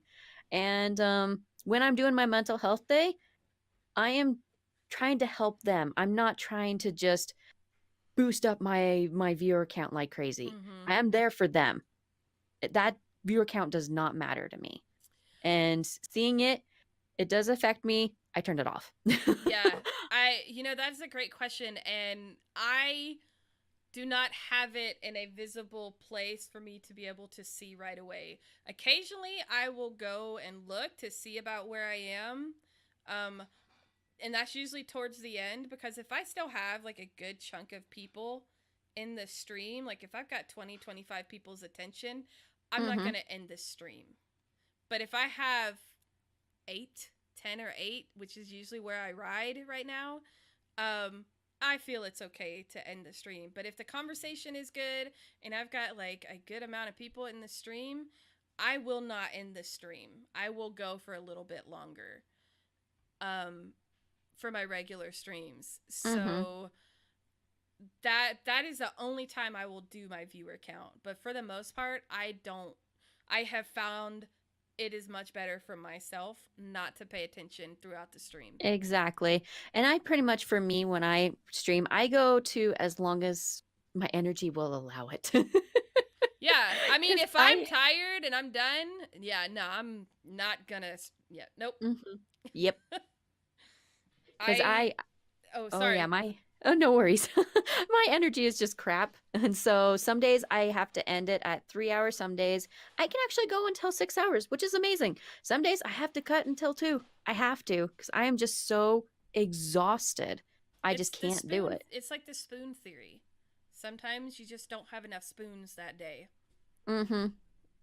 So I love the spoon theory. If you guys have never heard of it, it's actually a very good descriptor for how people deal with depression. So you should go, or just any, honestly, it's a good descriptor of how anyone deals with any kind of disease of any sort, because it came out of someone who suffered from, I believe, lupus, which my aunt dealt with.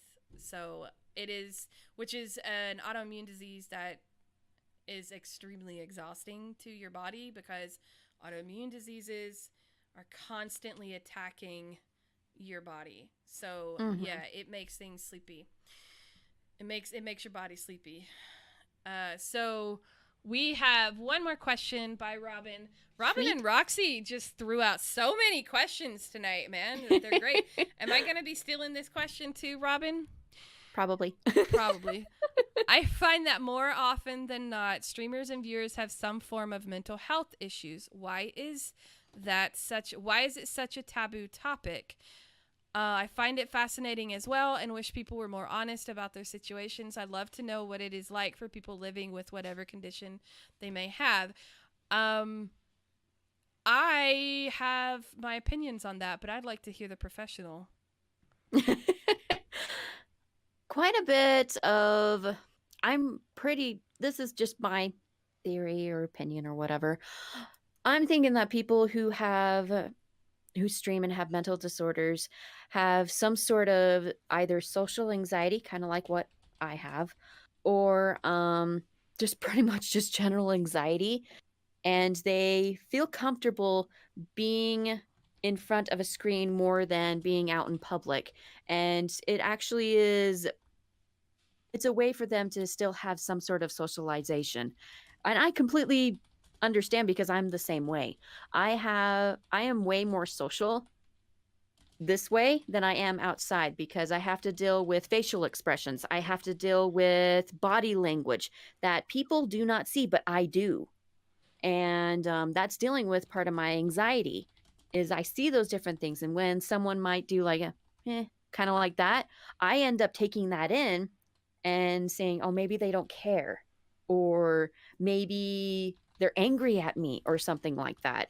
Yeah. So I'm thinking that's the reason why people who are streamers have like more mental disorders, is because they're dealing with the anxiety of dealing with being social on the outside, which I have. But dealing with like the openness, I highly recommend, if you guys do have issues like this, be open about it. I highly recommend it, because then you'll actually have like tons of people who would love to talk to you about it, and be able to, and there's like tons of streams, like for instance mine, and I think you do a mental health too, don't you?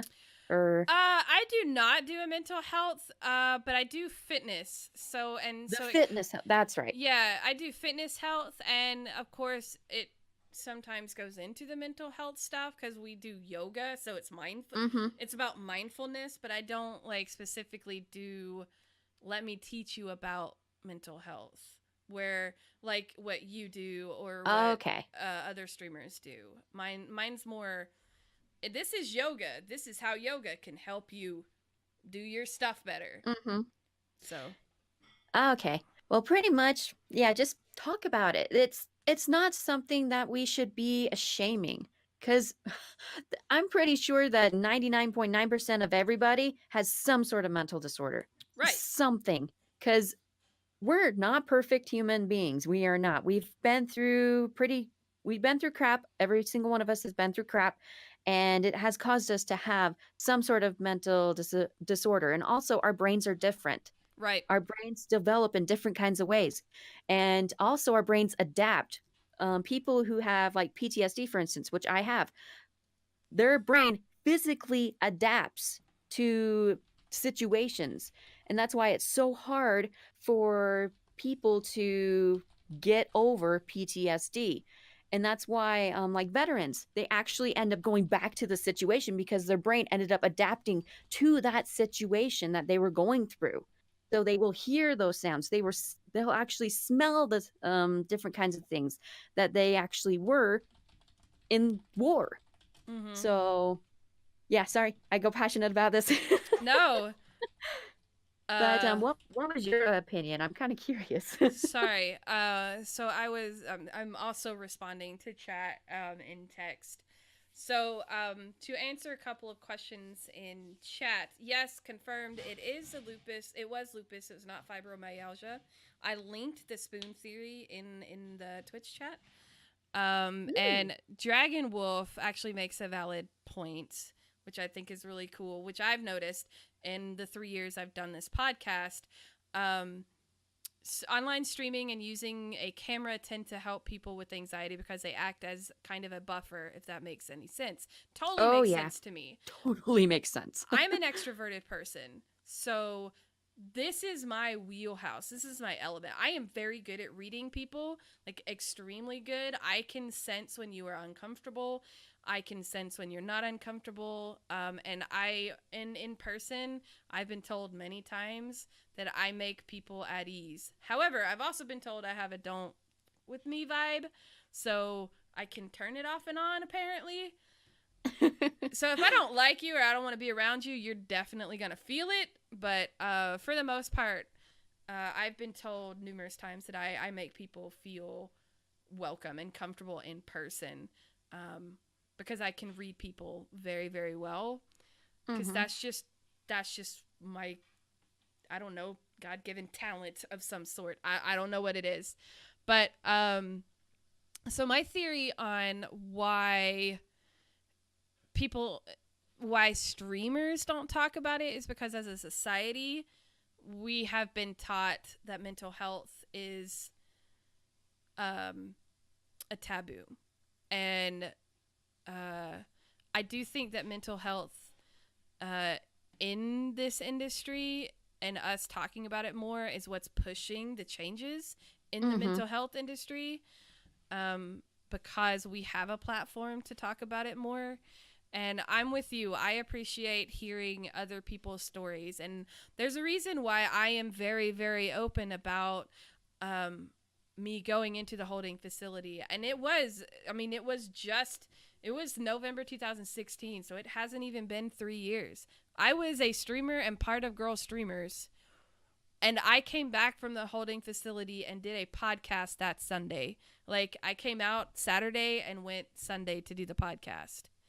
So nobody knew I went in except for the mods, except for the community managers, because we worked together. And I was very, very hesitant about talking about it for a little bit because my parents made me feel shame for going in. Oh. That has been worked through. That whole situation, okay, that's good. Like, that is a long situation, but that was them dealing with their own baggage, right? That was their own crap coming into play. It had nothing to do with me, because now they understand way more why it's a thing. And I grew up in a household where you don't go to therapy. You pray about it. Right? You go to God and you pray about it. And that's how you deal with your mental health. Well, that's not a healthy way to deal with your mental health. I'm sorry. And we are not religious here on Girlstreamers. We don't talk religion. I personally am. If you ever want to discuss it with me, you are welcome to join my personal channel. And I will talk religion all day with you because I love religion. But I will be the first one to tell you, God is not going to directly talk back to me to help me with my mind. I can pray all day, but having a therapist to actually discuss it with is significantly more. It's significantly better. So, that's my personal opinion on it. And that's my personal opinion why, because I'm from the South, right? I'm from the deep South. So I grew up where you don't talk about that stuff. You don't talk about periods, and you don't talk about vaginas, and you don't talk about penises, right? That is you don't talk about that stuff. And it's because we live in a society that is we live in a Puritan society.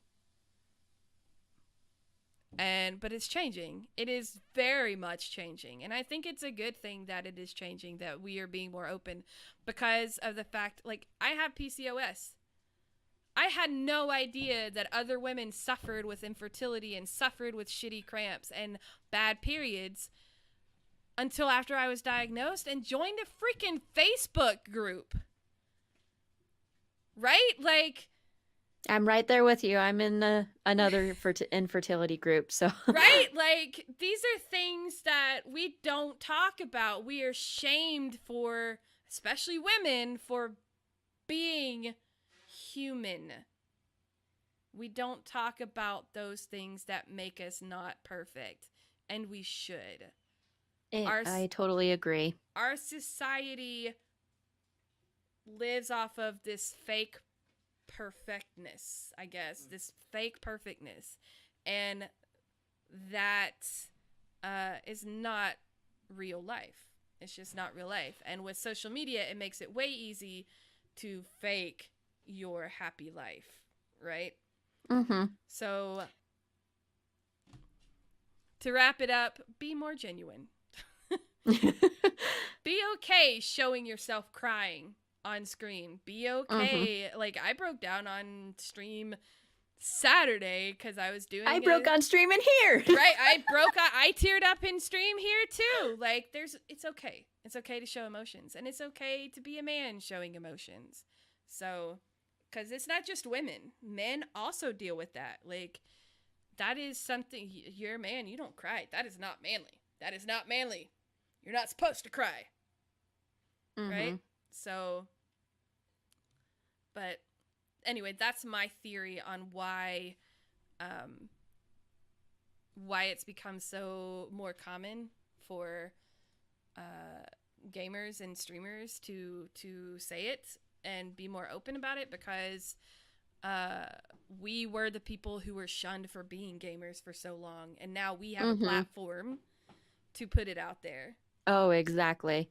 And kind of to go on to your religion talk and everything like that, it may help. I kind of agree with you. It may help for some people to be able to pray and things like that, but for some other people, they need more.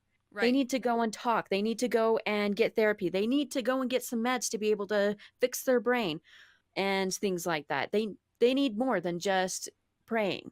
Yeah. And things like that. Everybody's different. We're not all the same. And I've had to go through something where pretty much where someone was like, oh, all you need to do is just look in the mirror and say you're happy or that you're pretty. And no, it doesn't work that way. Positive affirmations will only get you so far. They're great. Yeah, sometimes. Great. Exactly. Yeah, exactly. Like, for some people, it may help. It may. Yeah. But for me, I needed a little bit more. I needed to go through a crap ton of therapy. I needed to go through group therapy. I needed to go through self-management therapy. I needed to actually go to college and learn what in the world is going on with my brain. Yeah. And that's the stuff that's been really helping me. Not just looking in the mirror and saying, oh, I'm special. No, that does not work. That does not work with me. It didn't. Well, see, and it's really funny because my therapist was an ordained minister and went to church with me. And I opened up to that guy, and it was a man, and I opened up to him about things that you would not think you would talk to a preacher about, right? But because he put the therapy first and did it very well, it was, now I'm crying. He saved my life, literally. So a good therapist is worth it, and if you can get one, do it.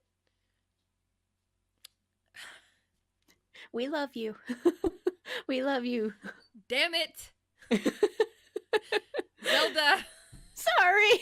I'm a person that gets everybody emotional. I have that tendency. When I say he saved my life, he drove me to the ER. He literally saved my life.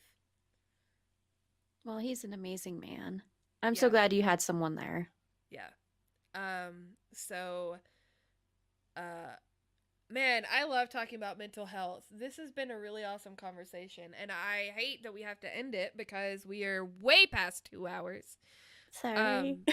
This is why are you apologizing? This has been an amazing conversation. I have a tendency of saying sorry a lot, so. This has been awesome. I love it. I have quite enjoyed this conversation. I used to do a mental health podcast, and I miss doing it because that was actually another form of therapy for me, because learning is one of my favorite things to do. And so I learned so much in doing the mental health podcast. And so I really, really miss it. And it was just a podcast format. We didn't do it live. We didn't stream it. We just met and we picked a subject, we learned about it for the week, and then came together and talked about it. And I genuinely miss doing that. I really, really do. In my opinion, it was a good podcast, but that was that's my personal opinion because it was my podcast. Well, not my podcast, but I was involved in it. Well, it sounds like an amazing podcast. It really does. Yeah, it doesn't exist anymore because I couldn't afford to keep housing it. Just, it happens. Because it just disbanded. But maybe someday I'll pick it back up when I'm not doing 100 other things. Well, whenever you do, I'd love to be on board with it. I would. Heck yeah. I would love to continue this conversation. I'm not even lying. I would love to talk more. Ooh, maybe we could do like a mental health segment on the Cosmic Bulletin where you give mental health. Okay, we really need to end this stream now. We're getting way too many cool ideas. Okay, all right. So, where and when can we find you streaming? TheZeldaAnn.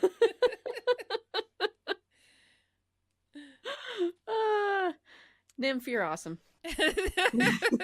So what are your, do you have a set schedule? Do you have a set time? 11 a.m. Mountain Time, Monday, Tuesday, Wednesday, Friday, and Saturday. Awesome. That's what's up. Thank you so much for joining me. This has been an awesome conversation. And guys, thank you so much for these great questions. You guys brought some awesome questions today. Thank you so much for being so active. Now y'all can go watch Game of Thrones. I'm going to go watch Game of Thrones. Have a great night. This has been a Girl Streamer podcast. Thank you so much for being a part of it. Thank you for listening. Thank you for being in the chat. Girl Streamers is partnered with Loot Crate, Simple Jerky, You and Racing Chairs, Glom Tom, Sennheiser, and Humble Bundle. And links to all these amazing partners are down below. So please feel free to click. Thank you guys for all of your support. Please follow us at Girlstreamers on Twitter, Twitch, YouTube, and Instagram. If you have any questions or would like more information, you can visit us on our website at girlstreamers.com and contact us through there. And you can subscribe to us on Twitch, here on Twitch. And don't forget, you can get access to our Discord channel and talk to our ladies and buy some super cool gear in our online shop at designbyhumans.com/shop/girlstreamers. And you can find TheZeldaAnn on Twitter at TheZeldaAnn. That is TheZeldaAnn. And on Twitch at twitch.tv/TheZeldaAnn. That is TheZeldaAnn. Our next podcast will be May 19th with Red Romina right here, same time. This podcast is a part of the Two Lazy Dogs Media Group and the Girl Streamers community. Encourage, support, grow.